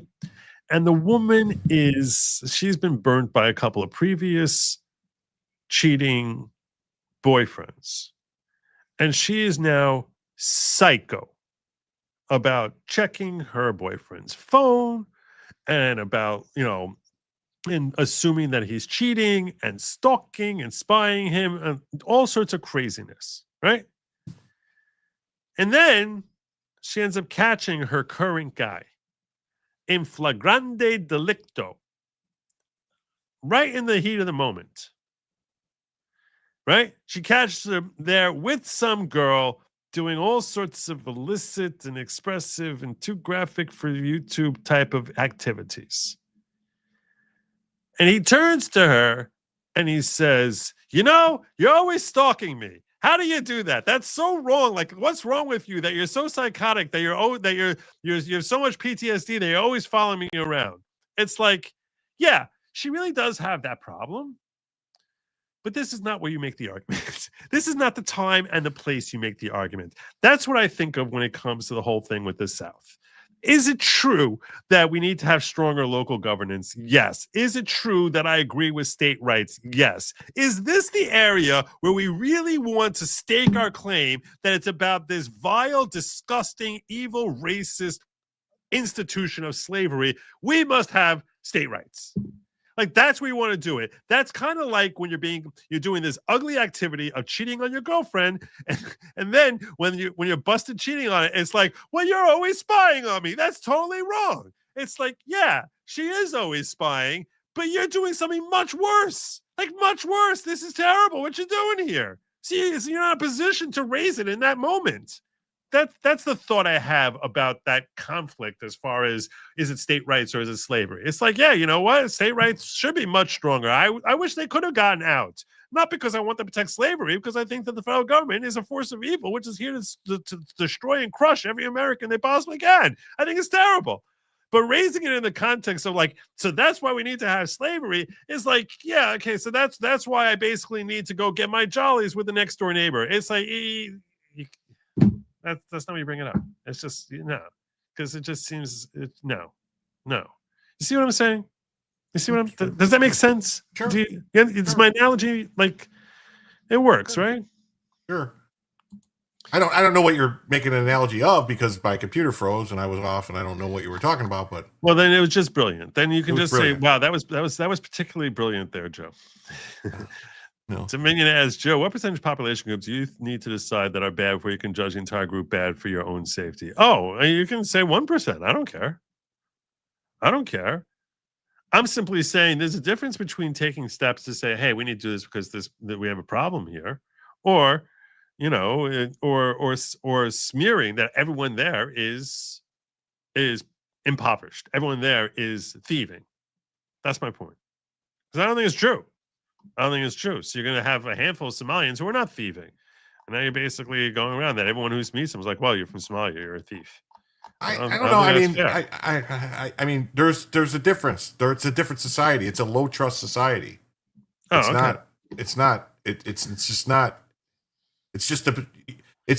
like you would have the very rare person that would be like, how the best way to put this? How many Somalians do you know? How many Somalians do I know? How many Somalians have you ever met? I met a bunch. And that was your experience? That was my experience, yeah. Your interactions with them? Yes, that you can't trust them. I guess that proves it. I don't know. But it was the 90s. It was Somalia. It was rough. Everyone's fighting with me. It's Thanksgiving and everyone's fighting with me. I'm not fighting with you at all. Going into combat, you have to prefer death to defeat. If we attract people who are only looking for money, they will not be useful to begin with. That's not true. That's not true. That is not true at all.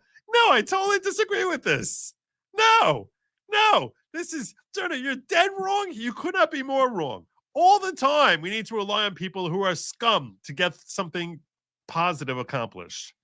You can't pick your allies in every situation. If only it was that simple, that everything is black and white and we can only, you know what? You're someone, it's like we want to have a mission to now infiltrate the inner circle of the Third Reich, and we've got this person here who's really kind of dark and twisted, but has a personal vendetta against Hitler and is really skilled and in his inner circle has a chance to get him. No, we're not going to work with him because he's a dark, twisted person.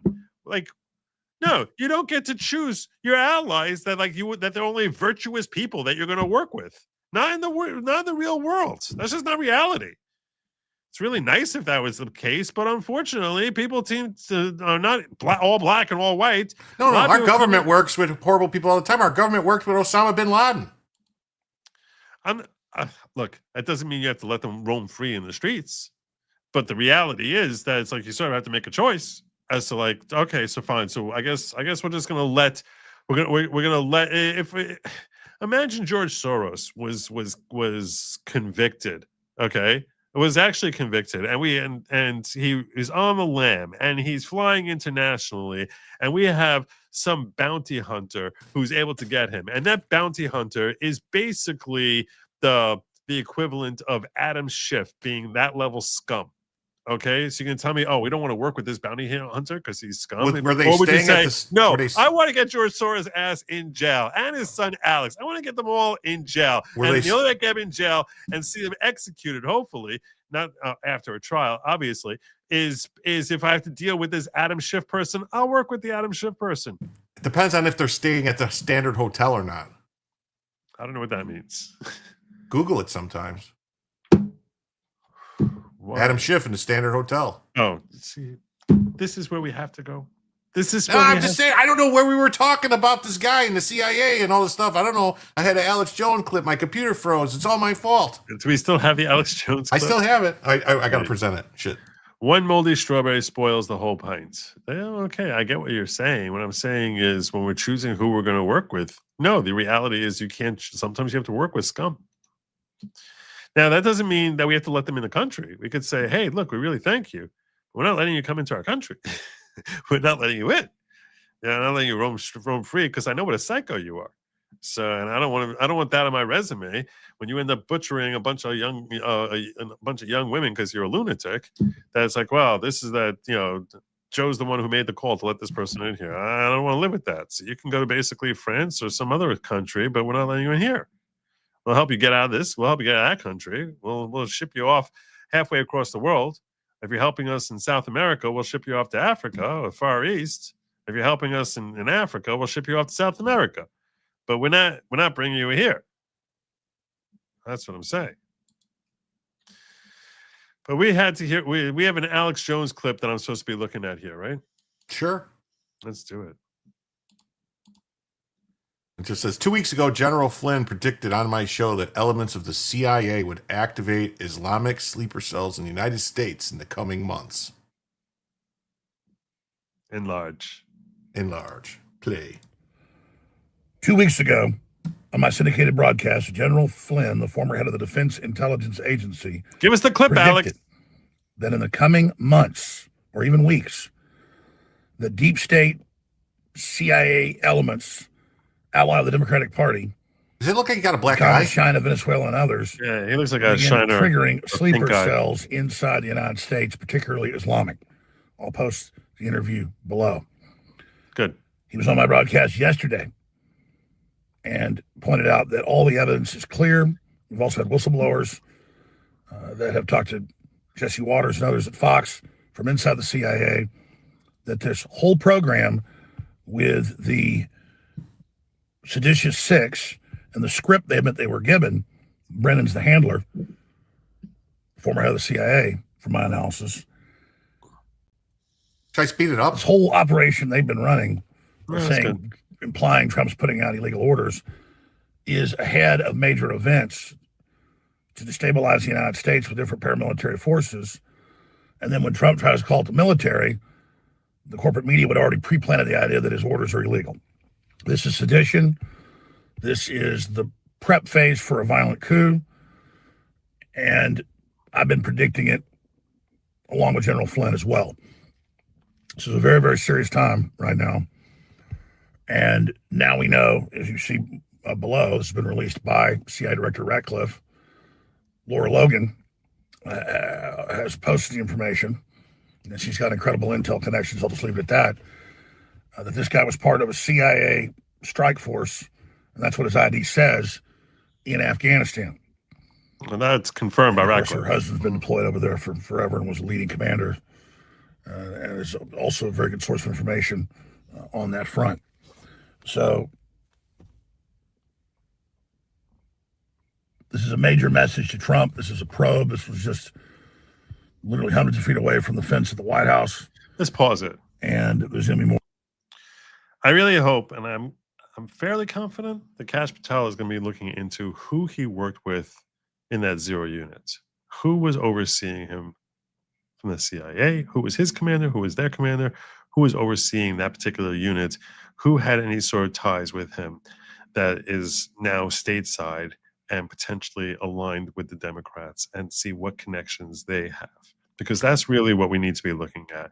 Like who it is that might actually have, a reason, a capacity to to get in touch with this guy. Obviously, you want to question him, assuming that he's still able to be questioned. That's essential. But assuming he clams up and refuses to say anything, which is a very, very good chance, unless you cut him a really sweet deal. But I think you need to basically do all sorts of investigations into which people who are American citizens stateside were the ones who were dealing with this guy or this guy's CEO. In other words, who the head of the Afghan Zero Unit was. I don't know, because I assume he wasn't the head of the Afghan. Someone who might have, helped create, who's part of this chain here, which might have decided to try to activate him domestically. There is another aspect of this that came out not too long ago. I could show you. Well, let's finish him up here. Okay. More of this, so people better get ready. It's very, very, very, very, very serious. Of course, Biden brought hundreds of thousands of these people into the country, and they need to be deported. The media trying to spin it now because the Trump administration approved one level of his asylum last year. But that's just because that's part of the larger process that Biden set up. And now those policies need to be reversed, and they need to go in and kick out all of these paramilitary Afghans, even if they, quote, work for the CIA. But this guy clearly is working for these very elements. Remember, John Brennan is a Muslim and a communist. He brags about it. People always are blown away by that. I mean, look it up. He brags about it in Arabic. And they're working with these different terror networks, and they use them as a covert army. And they're gearing up the drug cartels and others to wreak havoc in this nation. General Flynn didn't just predict that. He has sources that give him the chatter and the information that's being picked up, and I'm getting that from other law enforcement intelligence sources as well. How long is the clip that he attaches below? National Guard soldiers that were shot. I look. You can stop this one here. How long is that clip? I know this is Laura Logan talking about it. You have. Does he? He said he attaches a clip below. Does it? It's right here. It's a long interview. It's. Oh wait, no. Here's. It's 1 minute. Oh, here it is. Yeah, okay. Oh, here it is. Oh, it's 1 minute. You want it? Yeah. Yeah, the big threats. Number one, I really do feel like we are facing a potential, something that makes 9/11 look like a church, like a small church fire. And I hope that I'm wrong. I pray that I'm wrong. But the indications and warnings across the board, and that's just solely from my own, experiences and research of open source information. So never mind other things that I'm sure that they're getting inside of the National Security Agency, the FBI, the CIA. What I worry about, and that account, if an attack does occur, what I worry about is that the president is not being briefed by those organizations fully. And that's where the president of the United States needs to really shake these organizations up, shake the leaders up, and get them involved and make sure that he is getting exactly what they believe could happen. Because I'm sitting here today, not as some guy sitting on the wall, that just walked into the party. I'm sitting here as a guy who's very experienced in these things. So I'm concerned about that. The second thing, and as important, actually probably certainly more important really, is the life of the president. Yeah. Okay, that didn't say what I wanted to say. What's he talking about? Well, he's talking about concern about terrorism attack that he's not being briefed about. That's essentially what I think that Alex is trying to point to with that. But I mentioned, you have a clip that you wanted to show? No, it's in a clip. This is information. So the half brother of this guy's brother was killed. He was a recruiter for the Islamic State. So ISIS. He was a recruiter for ISKP. Before joining it in Eastern Afghanistan, he worked for the TTP in Pakistan. Taliban, Pakistan. He was killed in a targeted operation July 2022 in the Achin district of the Nangarhar, province. Nangarhar province. Following November 26th shooting, ISIS channels quickly praised the attack due to Lakhwal's family ties to the group. So I don't know. I mean, I don't know. This is weird, right? Like if they would have done proper vetting, wouldn't they have known that this guy's brother was an ISIS recruiter? Been like, well, wait, your brother's an ISIS guy. Yeah. You would hope so, right? You would think that that would be part of the vetting. I promised everyone that I was going to explain why it's so hard to remove. Why it's so hard to remove folks once they get in here. Yeah, we kind of got sidetracked. There was a whole bunch of stuff we were supposed to be talking about. We had good things to talk about, and we're going to talk. I want to talk about that now. I want to get into why it is that it's so impossible.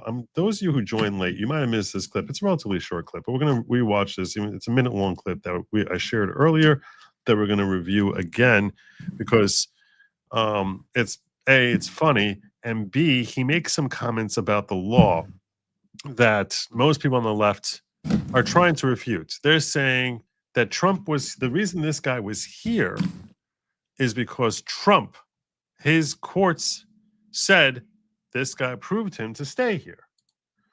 And that's technically true and horribly misleading. It's horribly misleading because there's no way to actually get him out. What do I mean by that? He was approved in April. In fact, let me see if I can. Do you have a clip where they're basically saying, "Hey, it's Trump's fault that he's here"? Can you pull up something on that so I can basically like show what they're trying to make that claim? I think you probably find it here. Well, that's a clip of Trump calling him stupid. I think I got it. I think I got it here. Is that it? Yeah, that's the one I got for that. And no, there was one right below that. I think. Hold on. Here it is. I got one. I got it. Officials criticized Biden vetting, but Afghan shooting suspect was granted asylum under Trump. What? Trump's the one who granted this guy asylum? U.S. News decides we're going to pop up on you every freaking time we can.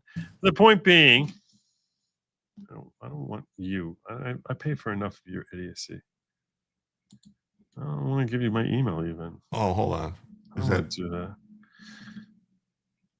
Let me get a. Can you have something on X to that effect? Yeah, hold on a second. Let me get a.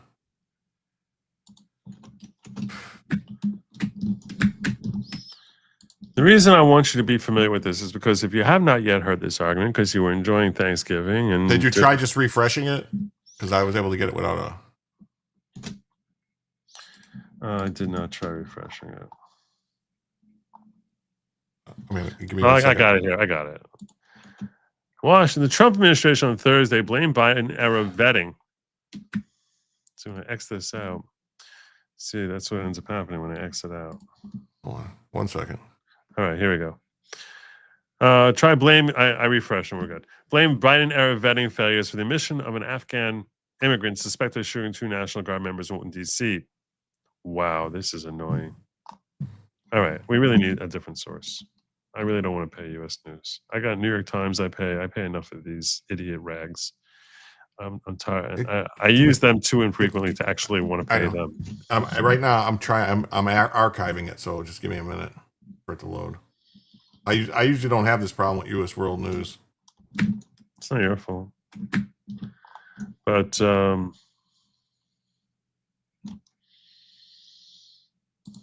let's see. Just fast. What are you doing there? See, I apologize to you all for this. I thought we had a story. Is there not a second link for that right there though? Right under it, archived Reuters. No, wait. Archived Reuters stories, right below it. I don't know. I can't. I'm just getting that pop up and it's blocking everything. Here, yeah, right below that link in the email. There's another. It's an archived Reuters. Reuters? Yeah.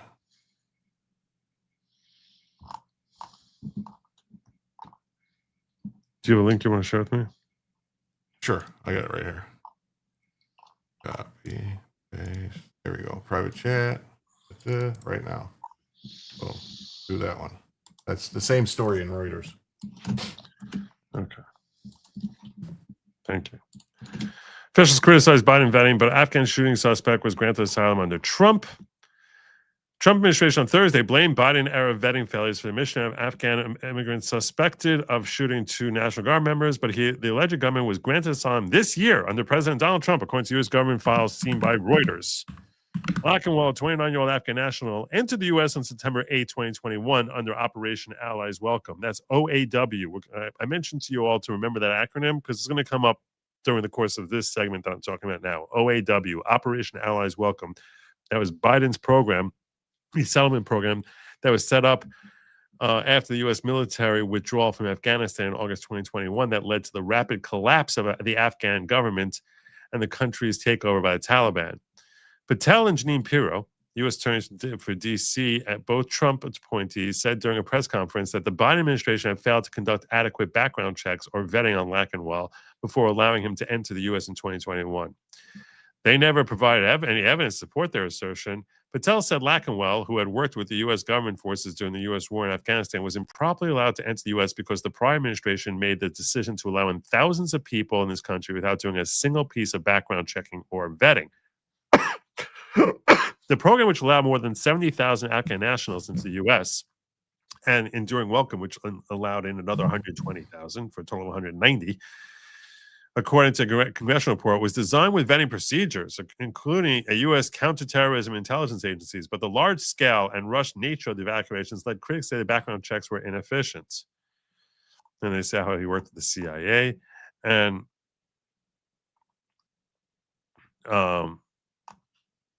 they're saying that ultimately he was approved to come in here, and it was in April of this year that Trump's court allowed him to stay. So you say, well, why is that? Was Trump an idiot? Why would you allow this lunatic to stay? Why didn't you vet him out? How does this get through? This is your own incompetence. This is what people like, I don't know who this lunatic is over here, but they're all basically saying things of this nature. I don't know who this idiot is, but I just did a random search for folks saying things like this. How do you even tie your own shoes? Trump signed asylum for him in April 2025. He was supposedly vetted before given that status. In 2021, he was here legally. Your office dropped the ball, shoddy corner cutting, incompetent. Well, Rhonda, respectfully, you're an idiot. And the reason I say that is because the reason he's here is because the law required him to stay here once he was here already. And despite Trump's best efforts to subvert that law and stop that law and revoke the passage that law had, the courts got in his way and said, no. You can't just take away this favored status that Biden conferred upon them. I did a little digging for you on Grok. I'll share with you, which will just give you an overview as to what it is that I'm talking about so that you have a better perspective as to how hamstrung the left has made Trump in trying to remove these potentially dangerous people. After they brought him in here and created this dangerous situation, now they don't want to let them out and fight him tooth and nail, no matter how hard he tries to remove them. And then they say, well, he was approved by the courts that you have here. Yeah, because the way the law is structured, they have to be approved. If I was the judge on that case, I would have approved it also, because you have to follow what the law says. The way the law is structured, once someone is given this particular status, you have to let them stay unless they do terrible things that force you to kick them out. What am I talking about here? Let me explain to you. Because I was asking about this clip. Did I play that clip just now or not? You're muted. Clip of Trump calling him stupid? Yeah. No, you didn't play it. All right, so let me replay it again, okay? Because I think that you need to see the clip. And if you don't see the clip, you can't appreciate what he's saying. So I want you to understand the law that he's referencing here in layman's terms. And then I'm going to explain to you, I'll walk you through what the law actually says and how correct he is in the point that he's making. Specifically, it's this clip. Because they let him.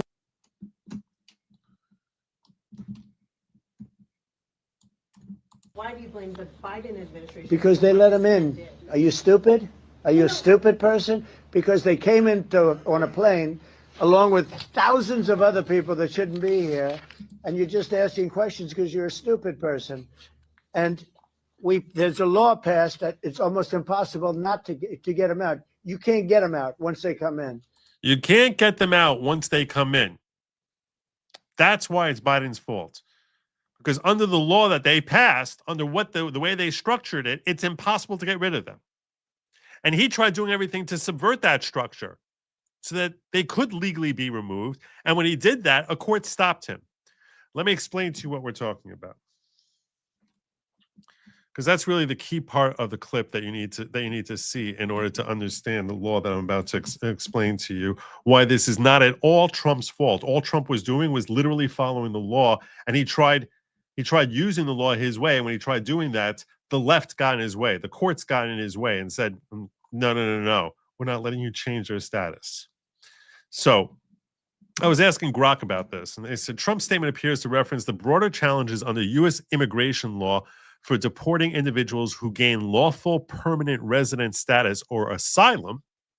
And this is what these guys got after initial entry, particularly for Afghan nationals admitted via humanitarian parole under Operation OAW, Operation Allies Welcome, in 2021, that it's impossible to get rid of them. While parole itself is temporary and revocable, many OAW participants, including the shooting suspect in this case, transitioned to more secure statuses like asylum, which trigger robust due process protections that make removal extremely difficult and lengthy. Below, I'll break down the key laws and processes he likely means based on the context of rushed Afghan evacuations and subsequent policy debates. Under INA 212D5A, 8 U.S.C. 1182, Secretary of Homeland Security can grant parole for urgent humanitarian reasons or significant public benefit, allowing temporary entry without a visa. That's how we got the 76,000 Afghans under OAW in here. Operation Allied, what was it? Welcome. Allies Welcome. So 76,000 folks coming in here under this program, no need for a visa. You're here, you're an OAW, you're fine. Providing a 2-year stay with work authorization, but no path towards permanent status. That's what they got initially. Parole is not admission, so it's easier to revoke than full admission via executive action or court order, as the Trump administration has done for other parole programs like CHMV for Venezuelans and Haitians. But the Afghan context, revocation often fails. Why? Because parolees quickly apply for asylum or adjustment of status, triggering as soon as they apply for asylum. Now that gives them certain protections. The chaotic 2021 evacuation limited vetting, but once paroled, individuals receive deferred action or TPS, halting deportation. So once they get this TPS, which they just have to apply for it, you can't remove them. So they came in here under Biden's stupid OAW that he never actually vetted them, even though he had years to do it. I mean, well, at least, his administration could have done it, been working on it for many months, but the day you saw you're getting out of there, figure out who you bring back with you. But Trump was criticizing the unvetted influx of military planes, implying Biden's rushed parole process bypassed safeguards, leading to later entrenchment. The suspect entered on parole in September 2021, but then he got asylum in 2025.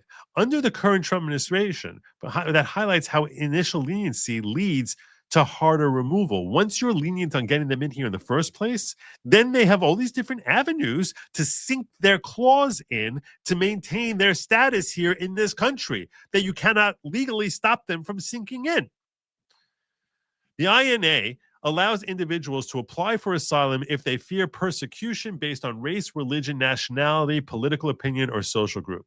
Afghans under OAW were prioritized for expeditious processing via the Extending Government Funding and Delivering Emergency Assistance Act of 2021. Yeah, that Democrat law that came in there, that helped enable that we're going to allow these people to entrench themselves after we bring them in here under OAW. That fast-tracked their claims. So this is all the left. This is all Biden. Then, if granted, as in this suspect's case, it leads to LPR status after 1 year via INA 209, then citizenship eligibility after 5 years. Deportation, you know how you get them out? You have to prove fraud or new crimes with full due process, meaning they have to commit a crime and then get prosecuted and convicted, and that individual is denied citizenship. Everyone else they brought in here with no vetting at all, boom, you can now become an American citizen. That's what the Biden administration set up. They set this up with OAW and then with this follow-up law that they passed, which said the Extending Government Funding and Delivering Emergency Assistance Act. They set that up. So they basically brought these people in here and virtually conferred upon them citizenship status unless they commit some crime or there's some sort of fraud that I guess they're not really part of OAW. But all the people who actually helped in Afghanistan and came here under OAW and their family members, all of them, presto changeo, no matter what kind of lunatics they are and what poor vetting we did, boom, they're going to be your fellow American citizens because of what the left did here. That's what these lunatics did. And that's how this guy is here. Even denials often lead to withholding or removal under INA 241B or the UN Convention Against Torture, barring deportation to danger. Immigration courts have a 3 million case backlog. Appeals can take 5 to 10 years, during which individuals can't be removed. Success rates for Afghans are high, 80% due to Taliban threats. Many OAW parolees applied for asylum post-arrival, exploiting the almost impossible removal hurdles. Trump has called for re-examining all such cases, but revoking granted asylum requires reopening proceedings under INA 208C2, which is rare and court-challenged. Then we get to this TPS problem, which is another problem. Under INA 244, that grants TPS to nationals of designated countries facing ongoing armed conflict disasters or extraordinary conditions, like Afghanistan's TPS designation in 2022. So what is this? This is even if you didn't come in here under OAW. Let's say you're not let's say you weren't part of this program the way this shooter was, but you're just here from Afghanistan. Now you got this TPS situation here. Where was the TPS thing that when they first brought it up? I wanted to get the definition of that. What was TPS? Do you remember? Temporary protected status. Is that what it was? Yeah. It should be there somewhere. Yeah, it was. We went past it. So they got temporary protected status and that shields 9,000 to 14,000 Afghanistans from deportation and provides work permits while they pursue SIVs or asylum. Why is it almost impossible here? TPS defers removal indefinitely during designation, which is renewable every 6 to 18 months, ending it as Trump did in April 2025. So you see, in 2025, he's trying to stop this problem. He tried to do it. He was stopped by the courts. Exposes people to deportation, but they can pivot to asylum. So even by removing it, then they say, okay, I won't be TPS. Instead, I'm going to say I need to be here under asylum. The Supreme Court has upheld TPS extensions against challenges, and revocations face lawsuits under the Administrative Procedure Act. So he's trying to remove the TPS designation. Well, and then Trump says TPS was Biden's era safety net for OAW. That, hey, if there's a problem with the OAW law, well, you're still going to have a possibility of staying here under TPS for people who are stuck in limbo. Trump's termination, which was effective May 2025, aimed to enable mass deportations, but ongoing litigation and asylum transitions make it almost impossible for many. I'm going to talk to you now. I don't think we need to cover this last part here about SIVs and LPRs, but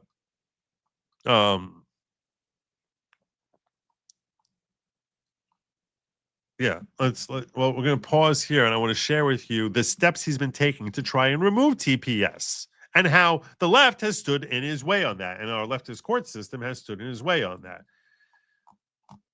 This is a report from, what's the date on this? April 11th, 2025.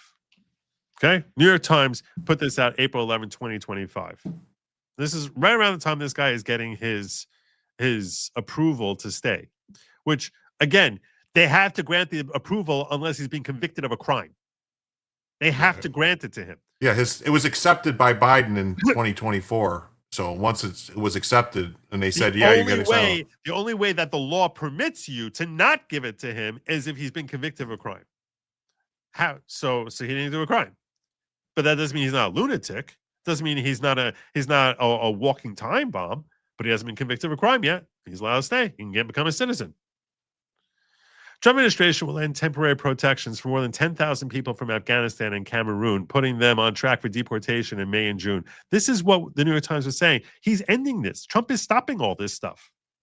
Department of Homeland Security officials said on Friday, many of the Afghans affected by the decision have been allowed into the United States after the disastrous U.S. withdrawal from the country in 2021. Now the Trump administration could send them back to a country under Taliban rule. So the New York Times is crying, boo-hoo, Trump is trying to remove these Afghans. That's what's happening in April. The Afghans and Cameroonians have been living in the United States legally under temporary protected status, which is meant to shield migrants from being returned to countries facing conflict or natural disasters. People who have the protected status are also allowed to work in the U.S. The Trump has targeted TPS as part of its broad crackdown on immigration. So you see, the Times is telling you Trump is trying to stop TPS, which is going to hurt all these thousands of Afghans who are relying on temporary protected status. And he wants to say they're not temporarily protected. There's no longer any protection. The temporary has ended. No longer protected status is what he wanted to give them. And that's what he tried implementing. That's what he actually did implement, but he was stopped by the court. As you see here, U.S. courts blocked Trump administration from revoking Afghans' protected status. More than 82,000 Afghans have been evacuated after Taliban's takeover. And U.S. appeals court has now blocked the Trump administration from removing a temporary protected status of thousands of Afghans in the United States. Court's documents showed on Monday. This is happening in July. So he took it off in April, saying effective May, you don't have this protected status anymore. In July, U.S. appeals court comes along and says you can't remove it. Now they want to say it's Trump's fault this guy's here. It's like, are you out of your friggin' minds? How you have the audacity to make that claim? U.S. appeals court has for now blocked the Trump administration from removing the temporary protected status of thousands of Afghans. An administrative stay on the termination of temporary protected status for Afghans will remain until the 21st of July. U.S. Court of Appeals for the Fourth Circuit sent a court order in an order granting a request from immigration advocacy organization CASA. The group filed a lawsuit to the U.S. Department of Homeland Security. The point that I'm getting at here is right. So this last thing that I had here was supposed to be showing. Let's see if I can do it that way. I'm getting all these stupid pop-ups now. No, that didn't work. Damn it! Still getting pop-ups. That's the archive thing that you sent me. Is this thing? That's the different way. That's from the U.S. News and World Reports, the story that we already covered. Yeah, I believe. So the point that I'm getting at here is they're trying to come out and say, oh, the only reason he's allowed here is because Trump's court gave him this asylum. By law, they had to, because that's how Biden set up the law, that it's impossible. So yeah, if Trump was the fascist that they say he is, he would have basically said, I don't give a damn. I'm removing him. But he's not.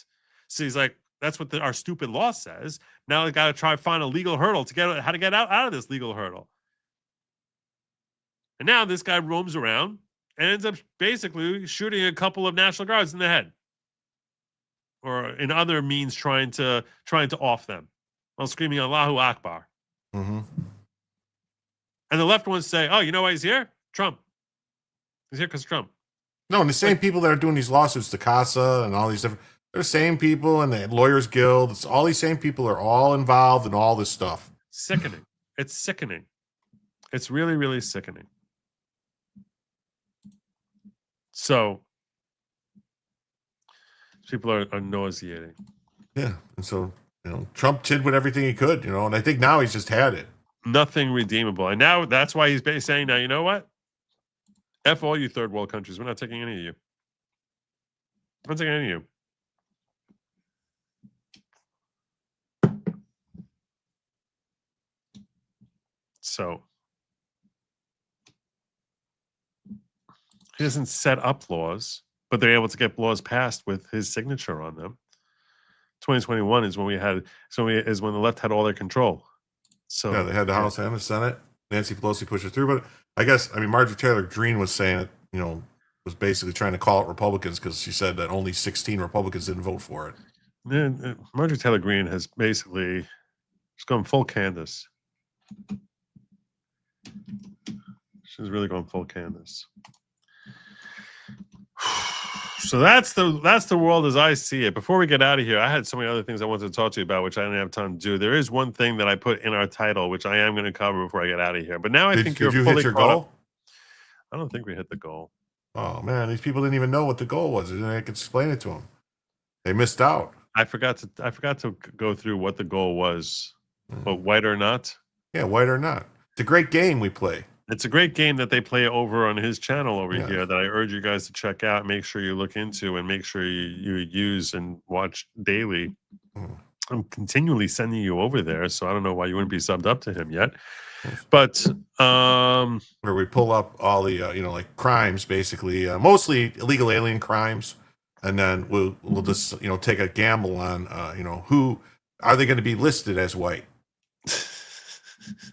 on the booking sheets, and surprisingly, they usually are. You're not guessing the race at all. You can see the picture, what they look like. It's But what are did they listed put as on white? the paperwork. Oh, that's Yeah. hilarious. Yeah. That's hilarious. Yeah, Charles knows. Oh, white or not? White. Yeah, pretty sad. Pretty sad. Okay, but speaking of being white or not, there's a university in Minnesota that we know is from that great state because their name is the University of Minnesota that apparently has decided that whiteness is a pandemic. And is that what we wanted? Is that what we wanted there? No. I come to you and I basically set this up. I gave you time. I'm sorry. I thought you had. I got it. Never mind. You all Okay. the time. Right. No, I got it. One second. I didn't even get into this whole thing. He's definitely going for legal fees. Steve Sado said he's going for legal fees. Oh, that's right. Yeah, I didn't pull that up either. I actually meant this morning. I was like, oh, I should definitely talk about this. Yeah, Steve Sado. Yeah. Thank you for bringing this You up. think he's going to get him? You think he's going to get him? Maybe. He's got a decent shot.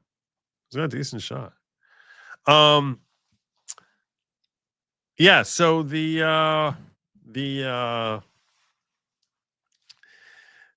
news is that the case against Trump that had been taken from Fannie Willis's office because she had that taint of mendacity. Taint. She had that taint of mendacity. He said taint again. So they tried finding another prosecutor to take it. No one took it. And as of today, it's dead. Gone. Charges dismissed, dropped, gone, adios. The entire Georgia case officially came to a close today. Happy Thanksgiving. It only calls to mind, by the way. It really calls to mind while Jim is digging that up. I have it. All right. But we'll come to that in a moment. It calls to mind just what a complete and utter disgrace. What a complete and utter disgrace some of the co-defendants were. I'm really thinking of one person in particular as far as being an utter and total disgrace. Oh, I know who you're talking about. Tim Pool went to town on her. Yeah. That disgrace is former Trump attorney Jenna Ellis, who didn't merely decide to cut a deal. She decided, I'm going to allocute. I'm going to get up there and tell you my story.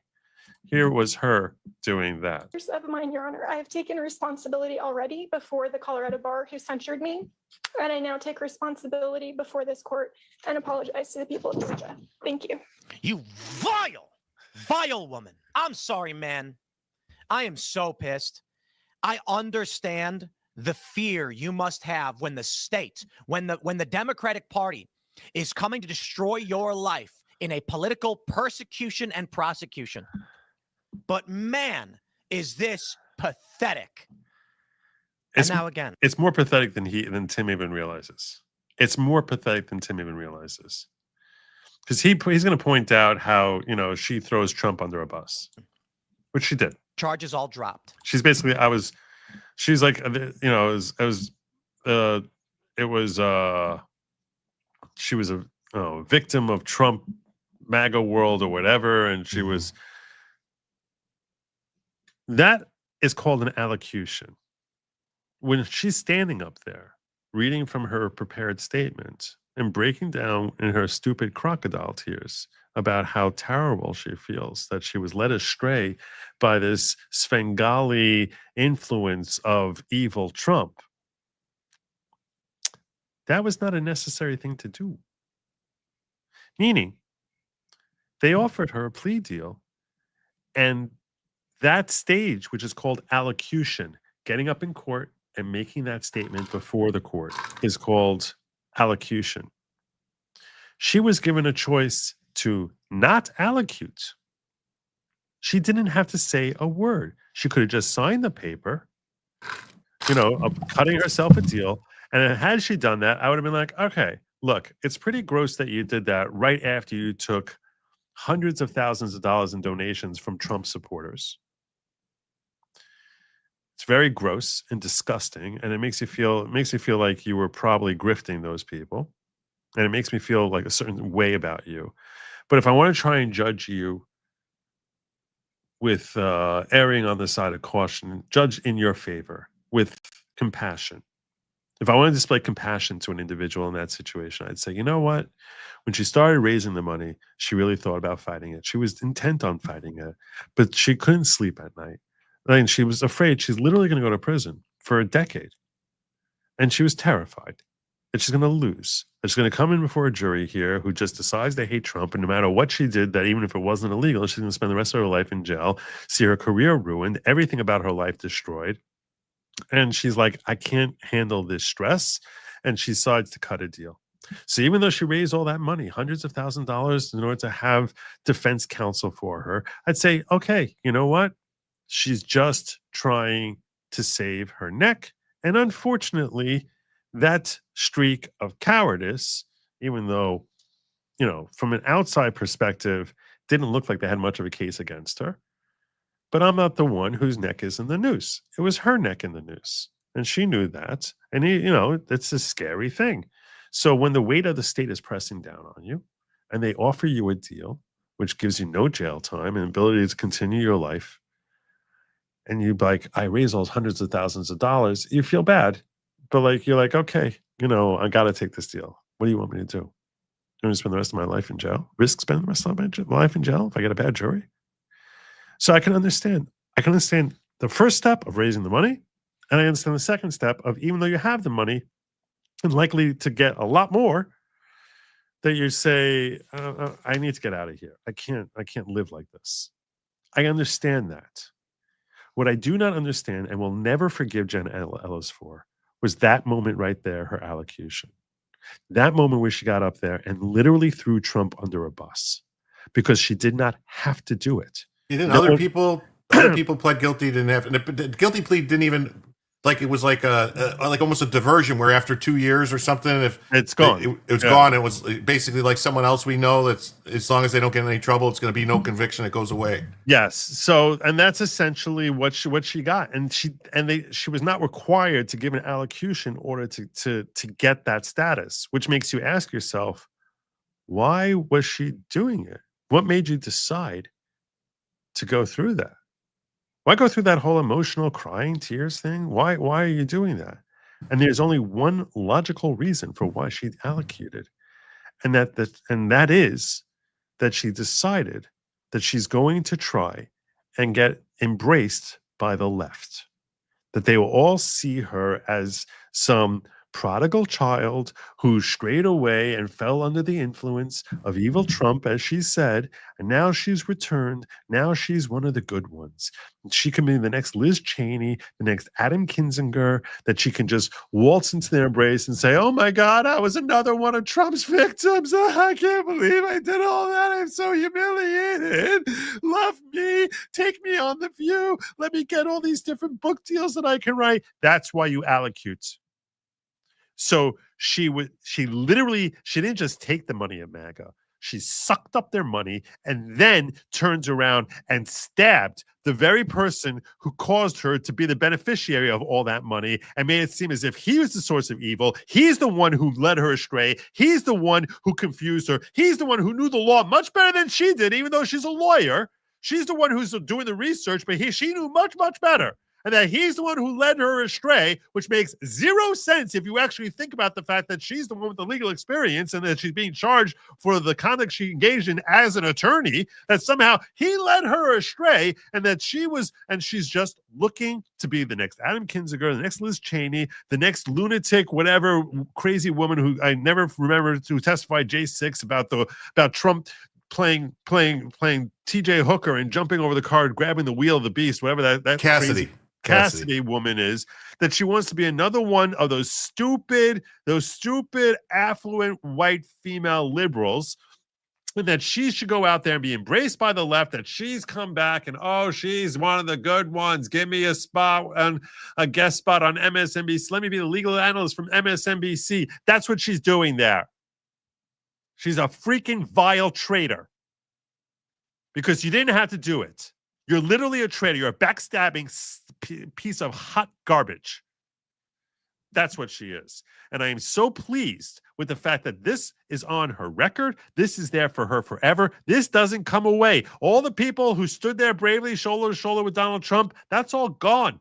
All those charges, gone.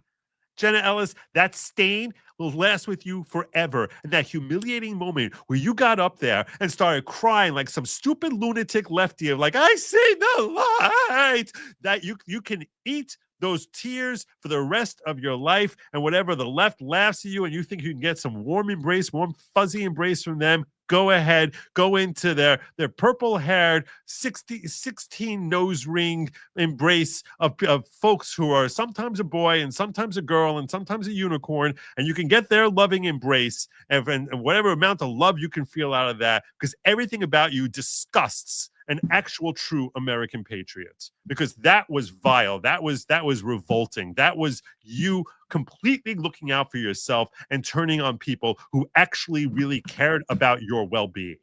So eat dust. Anyway, had to get that off my chest.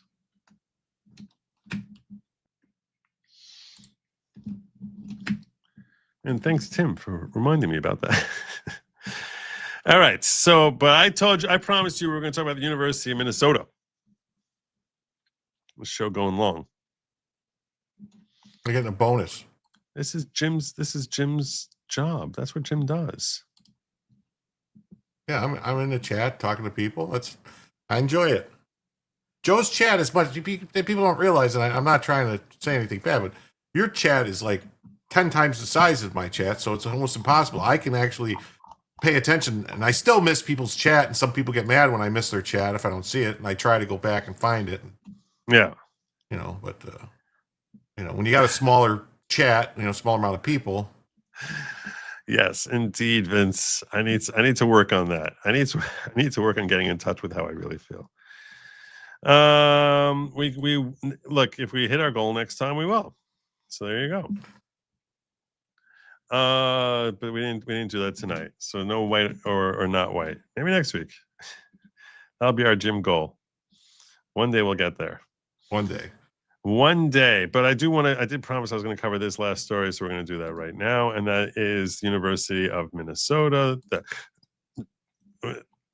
Wall Street Apes is sharing out. Americans are out, and I haven't read this story. I can make it bigger. Yeah, make it bigger and read it to me like you're telling me a bedtime story. Okay. Americans are outraged over the University of Minnesota, a taxpayer-funded school, declaring a whiteness pandemic. They're telling moms and dads to re-educate themselves. Bubla. I said, read it like you're telling me a bedtime story, not read it like Keith Olbermann. I was reading it like I was telling you a bedtime story, but it's a scary story. No. It's like going to give you nightmares. No. I meant okay, that I really thought you were doing a Keith Olbermann impression there. No, I was just trying to get the point across that this should outrage everyone. No. Let's just give it to me like I'm getting comfortable in bed. Oh, okay. I'll even take my tie off, so this way people know that like we're serious now. This is the last story of the day. All right. Americans are outraged over the University of Minnesota, a taxpayer-funded school declaring a whiteness pandemic. They're telling moms and dads. What the heck is a whiteness pandemic? I think about this for a moment. Okay, I'm not going to read along with you. I don't have the story here. I'm sort of like looking away so I can.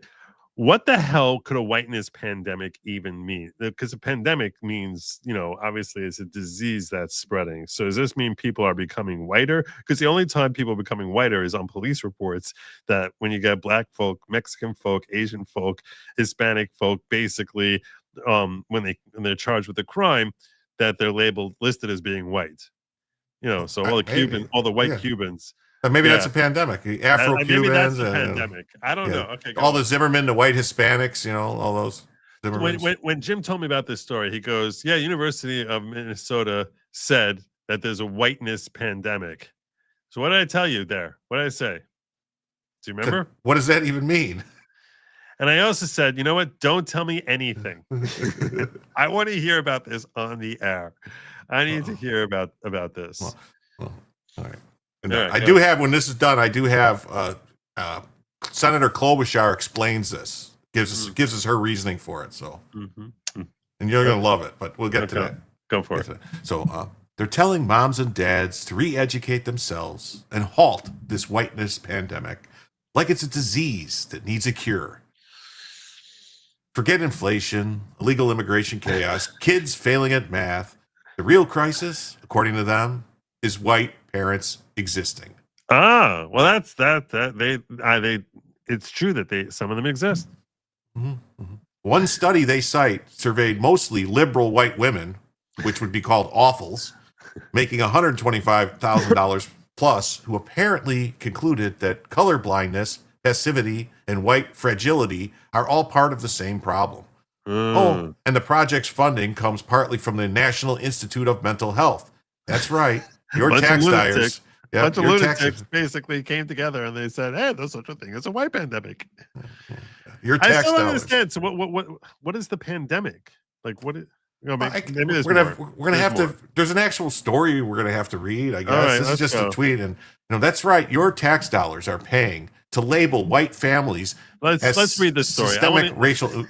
Let's read the story. I want to hear the story. I don't want to. As much. Well, want to hear this lady explain it to you? Okay. It's very. That's this lady who has a very distinct haircut.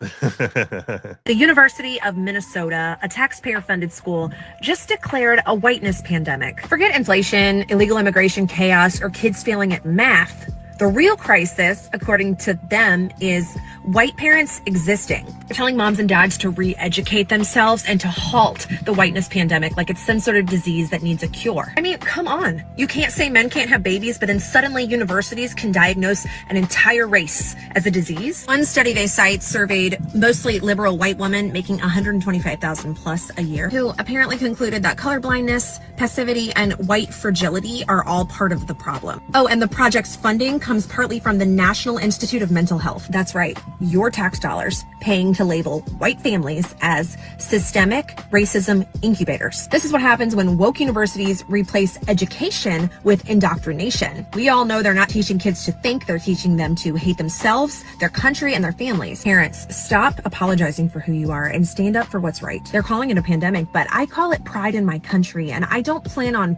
curing that anytime soon. So he was basically telling us what she wrote. I really want to hear the article.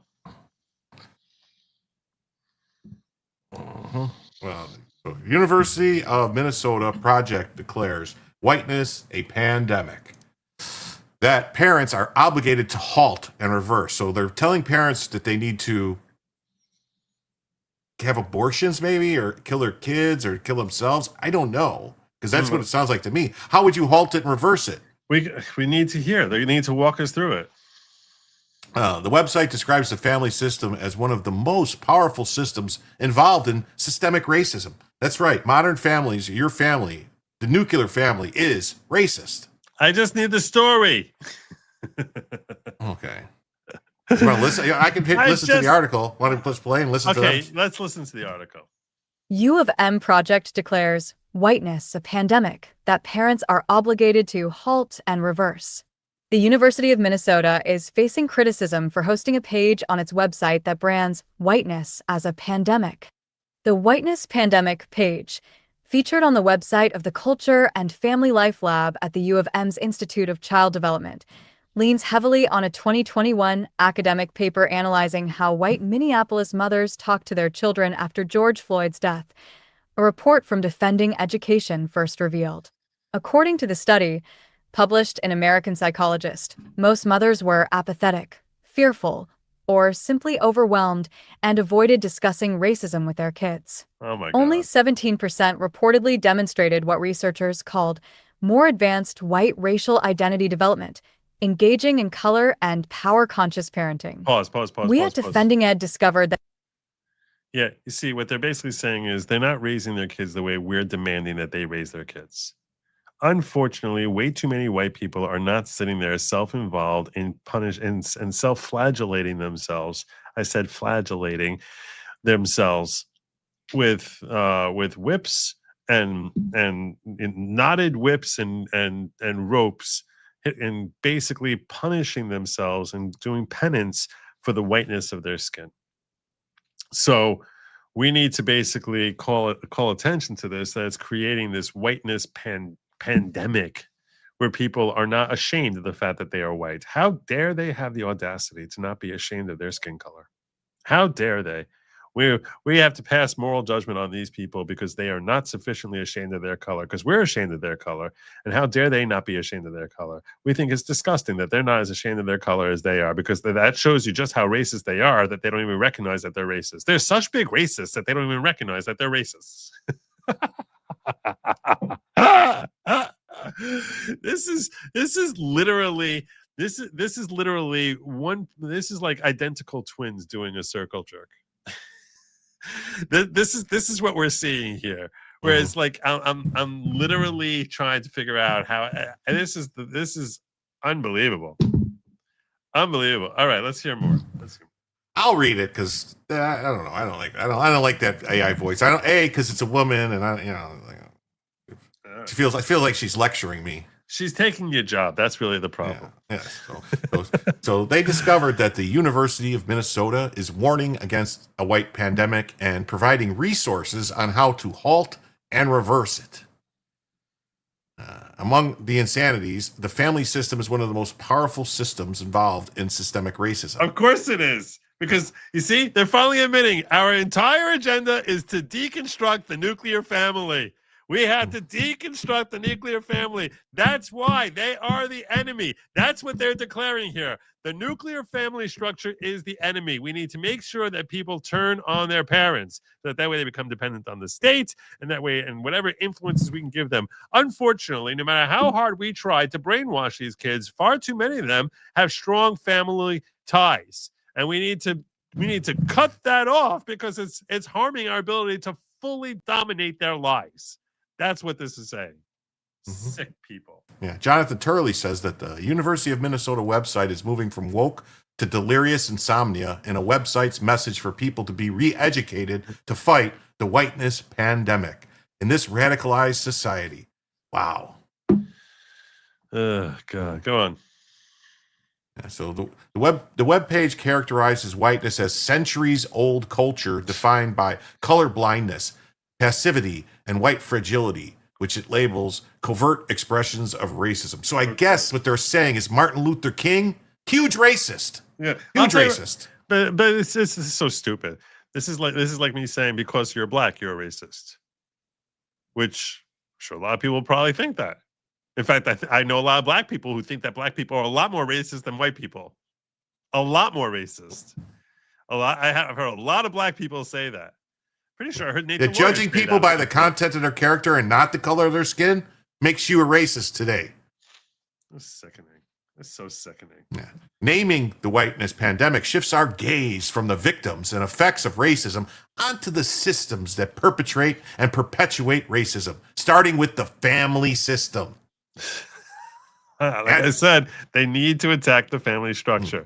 And by the way, whatever they need to attack is a reminder to you how important it is that you reaffirm and strengthen those very systems. The very systems they're trying to destabilize are the ones that you should be working extra hard to make sure as formidable as possible, because it's under attack.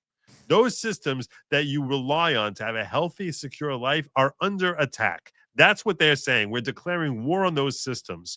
They have their own agendas, how they're saying it. I'm telling you how you need to read these articles. You need to read these articles. It's like, oh my God, I need to make sure that my kids know I love them.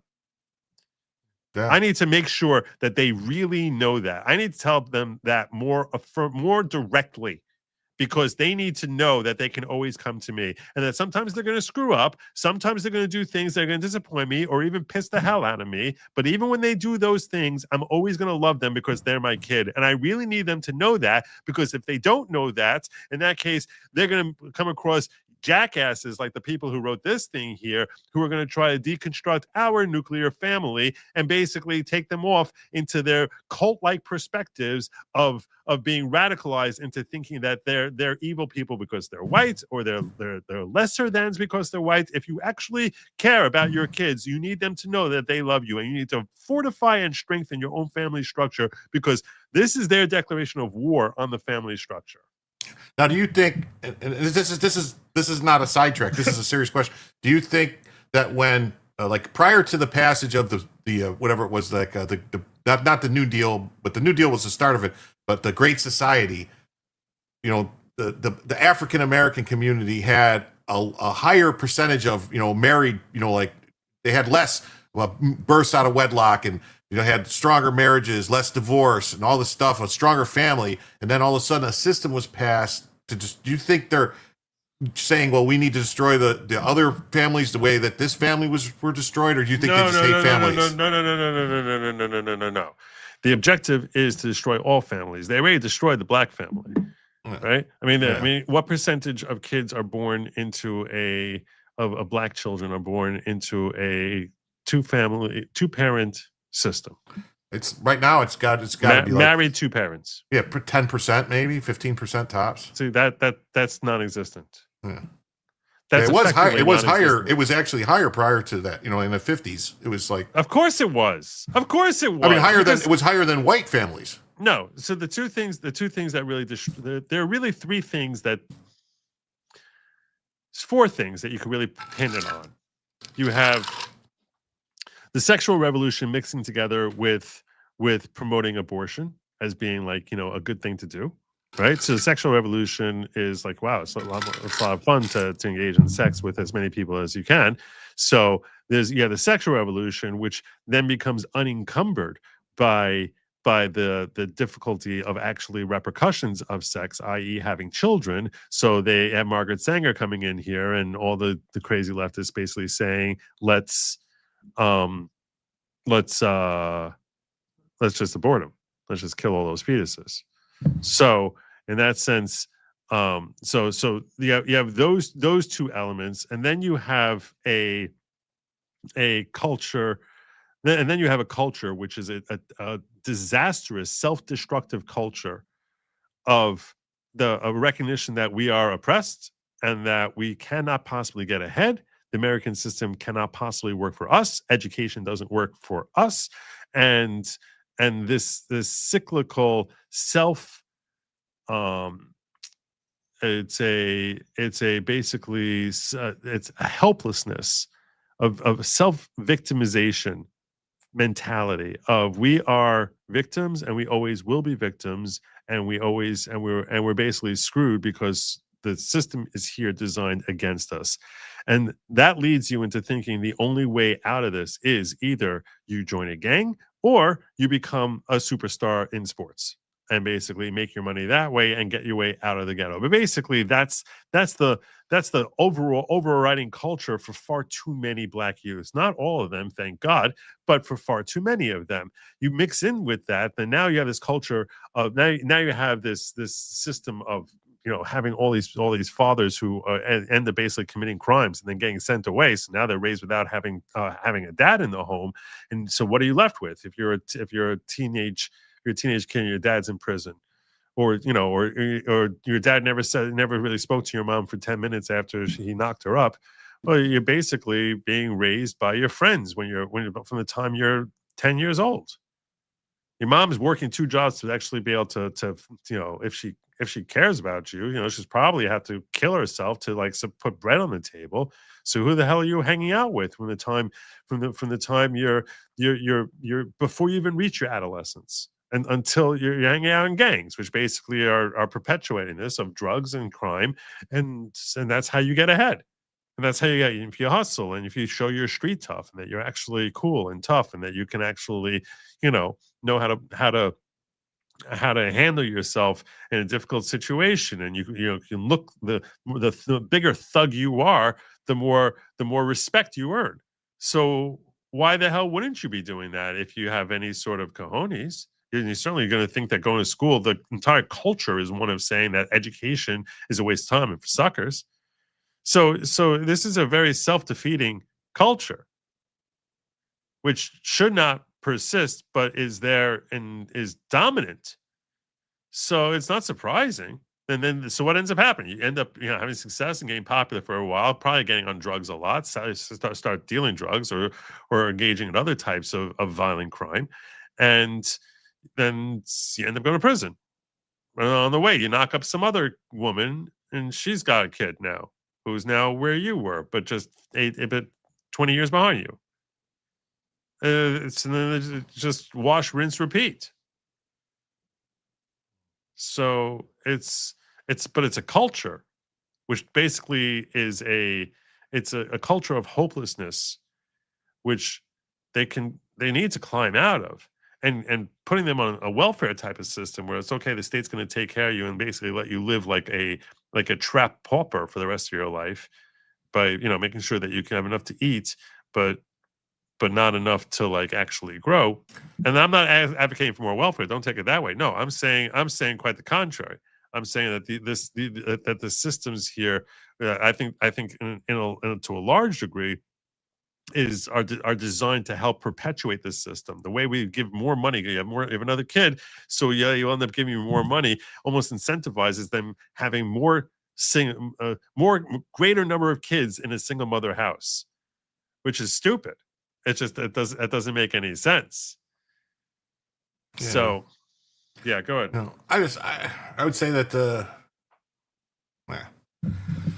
these same people would always say it's not socioeconomics that cause all these problems, but yet they're going to sit here and they're going to now turn it and make it about being white. Yeah, for some reason, this is white people's fault. Yeah. So yeah, somehow. Anyway, so at birth, young children grow up in white families, begin to be socialized into the culture of whiteness.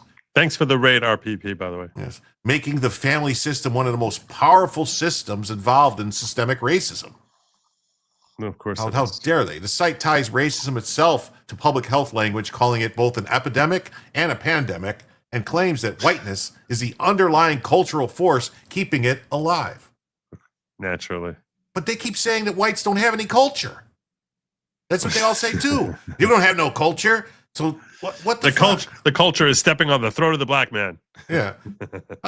Make up your mind. I'm going around in circles trying to make them happy. So if you were born or raised in the United States, you have grown up in the whiteness pandemic. Oh my God. White adults, because of their power and privilege.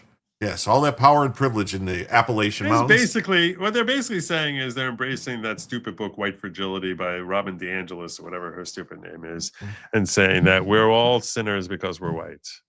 Whatever that. How much longer is this? It's not that much longer. It's not that much longer. He's in that you have a special obligation to halt and reverse this pandemic. And the project dedicates itself to George Floyd and all the other people who overdosed on heroin while being apprehended by the police. I'm sorry, fentanyl, not heroin. Dedicates its work to the living memory of George St. Floyd, Dante Wright, and dozens of... Dante, was that the guy with the fucking knife that tried to stab the cops and was kidnapping the kids after he raped? I think so. Seriously? Yeah. Creators include... Why? Because they're black and brown folk who were killed by police while being lunatics that they were killed by police. This is their heroes. Yeah. Since 1968. Creators lab director is Gail M. Ferguson. So she's the one pushing it. She also believes that children born in white families raised... So do you want to hear her talk? This stupid black racist? It's up to you. You want to hear her talk? Not really. Okay. Not really. So the University of Minnesota has a page, and they're talking about all this stuff, and project development. But anyway, I have the project urges self-reflection, re-education, and anti-racist parenting. Yeah, because it's basically a black woman who's complaining about the fact that she's black and that there are white people out there. The world there's already too many Joy Reids in the world as it is. Like she's just basically hoping she become another Joy Reid. That's essentially. I do. Before we go, though, I do need to show you that. I got a couple of chats. I got. Amy Klobuchar explains why this happened. Trump pardoned Jenna Ellis. Trump is loyal. He's far too generous. Kim was right. Black complexion is good. Nice. Government alone can dictate your life.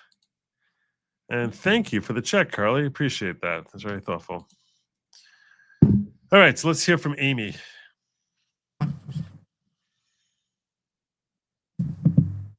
I'm sharing it. Oh, that's what you're saying? You're saying that part's on me? Yeah, see, so it's... Oh, wait, here, that was my reply. So Amy Klobuchar says that Minnesota is home to the largest Karen population in the country. And we know positive impacts they've had in our state. What the hell does that even mean? She's a Karen. That lady in Minnesota with the haircut was a Karen. There's all Karens in Minnesota. That lady there was critiquing this, by the way. I know she fooled us with the haircut. She tricked us. She bamboozled us. Yeah. I tagged you in this. Oh, I was like, Minnesota's home to the most Karens, laughing my ass off. It's the largest Karen population. Let's see what Amy. What else did she say? That was it. Oh, people fleeing war and violence should be able to find refuge. Yeah, no, that's not true. That's not true. They shouldn't. They should find refuge in the nearest country. Oh. That's where they should find it. In the nearest country, not here. Yeah, so that was it. It was just, as I said, it was just a quick thing. You know what? And here's the point I'll make on what Amy Klobuchar is saying. It's like if you're fearing war and violence, you should deserve refuge here. Really? What if they're a lunatic who's fearing war and violence? Like, just fundamentally, and think of how stupid this senator is. Is that really a healthy perspective to have? That if someone is just psychotic and folks are trying to kill him, that we should be giving them refuge. Like, why? Why would you do that? No, you definitely should not be giving everyone who fears violence refuge. A sizable percentage of them are likely not purely victims. Large percentage of them might really be very, very evil people, more evil than the people chasing them. And there could be people chasing them, but not everyone. It's not as if as soon as someone becomes a victim that they automatically become a saintly person. A lot of really terrible people can be victimized. So just not everyone who's a victim is a terrible person. Just remember, though, there's only one letter difference between refuge and refuse. And what do you do with a refuse? You put it in a dump. Right. Look, there are some refugees who might need and merit refuge, but only a tard would make such a global statement that America should be here as the refuge for anyone who's being persecuted. No, that's evil. That's an evil perspective. It shows you don't care about your own constituents. You don't care about your own constituents because you don't mind putting them in harm's way. That you're saying, well, since this person is genuinely being chased by a cartel. Yeah, in other words, you want to know what makes someone chased by a cartel? You know what the secret is to being chased by a cartel? It's that you run a cartel yourself, and then you lose. You lose a war with another cartel, and now they want to finish you off. So, and when you were running a cartel, what were you doing? You were turning other people into victims because you're a lunatic yourself. But now you lost. You lost the war. So now they want to come and hunt you down, and now you're a victim. So all the people who you basically were butchering, killing, and destroying, well, forget about that because now someone's trying to kill you. To hell with that. To hell with Amy Klobuchar. She's an idiot. She's either an idiot or a liar. Either she's thought this through. Either she hasn't thought this through and she's a moron, or she has thought it through and realizes how stupid what she's saying is, and she doesn't care about the harm she's having in America by propagating that type of self-destructive perspective. So she's either evil or an idiot. There's no other choice. There's no option 3 here for Amy Klobuchar. She's either a complete and total moron or she's evil. So I don't know. I'll give her the benefit of the doubt and just assume that her stupid haircut is a reflection of the fact that she's a very genuinely stupid person. I'll give her the benefit of the doubt. But either way, she's certainly not someone who should be given a microphone or be having a vote. It's horrifying. I mean, Definitely don't let her. Minnesota's screwed up. Definitely don't ever let her use your comb. Why don't you tell people where they can find you, my brother? You can find me on Rumble or YouTube. The channel is Jim Tells You. I stream every night. I was doing 10 o'clock, but I've been going 9 o'clock since Joe made his earlier shift, so I could take advantage of all his wonderful fans that can get sent to me. Yes. And then, then on weekends, Friday, Saturday, Sunday, I usually stream 10 o'clock, 9 o'clock, 11 o'clock, whenever I get around to it. Yeah. But I stream 7 nights a week, just about every night, to tell you the news and what I think about it. And I try not to yell a lot. It doesn't work. Me too. Me too. I'm in counseling. Actually, I find my yelling to be very, very cathartic. It makes me feel better when I get it off, and then I'm done. I won't be thinking about Janet Ellis later. In a moment, I'm feeling it. I get it out. I express it, and I'm like, wow, you really suck. And there's a lot of reasons to look at you with utter contempt. And then I'm done, and I don't think about her anymore. And and I lead a very happy life, thank God, where I'm just basically like, I have something that this makes me feel a certain way. I get it out to you guys. Folks seem to enjoy hearing me rant about it, and then I just like, okay, let's move on to the next thing. Like, let's go have a good time with something else. So I hope you all had a happy Thanksgiving. Please make sure you sign up to Jim Tells You. I need to put a link in the thing. If you give me a link there, I'll try and paste it in the chat. I already pasted it in the chat. You pasted it in the chat? Yeah, I already pasted it in the chat. Did you pin it? Did you pin it? I didn't pin it. No. Why not? I can't. I can't pin. You can't pin? I don't think so. Well, it's pinned in the chat now. And if you let me copy and paste, can I copy and paste it? I put it in a private chat too, so I can copy and paste it. All right, I'll put it in. Is it in Rumble? Is it pinned in Rumble? I'll pin it in Rumble here, so you guys who want to find him over there can now. It's really the same channel name on Rumble. Same channel name on Rumble. And I'm also on X at Jim Satala on X. I have Jim Tells You on X too, but I don't really use it. I just got it so no one else can take it. All right. And why is it not? And I'm on Twitch and on Kick and on what else? Locals at Jim Tells You on Locals. And yeah. And basically Jim Tells You everywhere. It's Jim. It's basically Jim, and that's because Jim does tell you. And he tells me. Sometimes he's telling me. Sometimes he's telling you. But there's always people that he has to tell. Thank God. Sometimes I'm telling my grandson, but he doesn't listen. Yeah, for one reason or another, it's not letting me. Oh, now it's going there. God, it took a long time. All right. Yeah, StreamYard really's got to get that fixed so that you can, when you post and StreamYard, I'm in the it goes YouTube to Rumble too. I'm in the YouTube studio, and it's just my computer is running slow. I don't know why. But I'm good now. All right. Why is it not letting me save this now? All right. Well, it's going to be in the description. By the time you're looking at the description, they'll be there in the description. Oh, I know why. This thing pasted like 3 times when this was going slow. Okay. I have it, well, a lot of times. Oh, Neurodivergent one already posted it in the Rumble chat. He said, let you know. He took care of Rumble. Oh my gosh. It gave this whole... I gotta reload without putting it in. You're gonna have to give it to me in the private chat again? All right. Give it to me over there. So this way I'm able to just copy it there. I got it there. Okay, fine. Yeah, so what did I need to tell you? Tomorrow, God willing, I'm going to be I think we're having an episode of Layback Law, and that should be like around noon. And then Sunday evening, I'm going to try to stream Saturday nights. I'm going to try to stream Saturday night. I'm really, really hoping that the streaming will happen Saturday night. Probably around 10, 11 o'clock is when I'll start. You'll find, you'll hear about that first if you go to goodlogic.locals.com. That's goodlogic.locals.com. You get all my notifications there. And on Sunday, I'm supposed to be debating Destiny. I have what they call a date with Destiny, where I'm looking to obliterate Destiny. Not just me, but Andrew Branca and I will be debating Destiny and somebody named Soy Pill Boy or something. I don't know, something like that, about whether or not Trump is to blame for the shooting of the 2 National Guards. That's what the debate's supposed to be. That you'll find a link for that.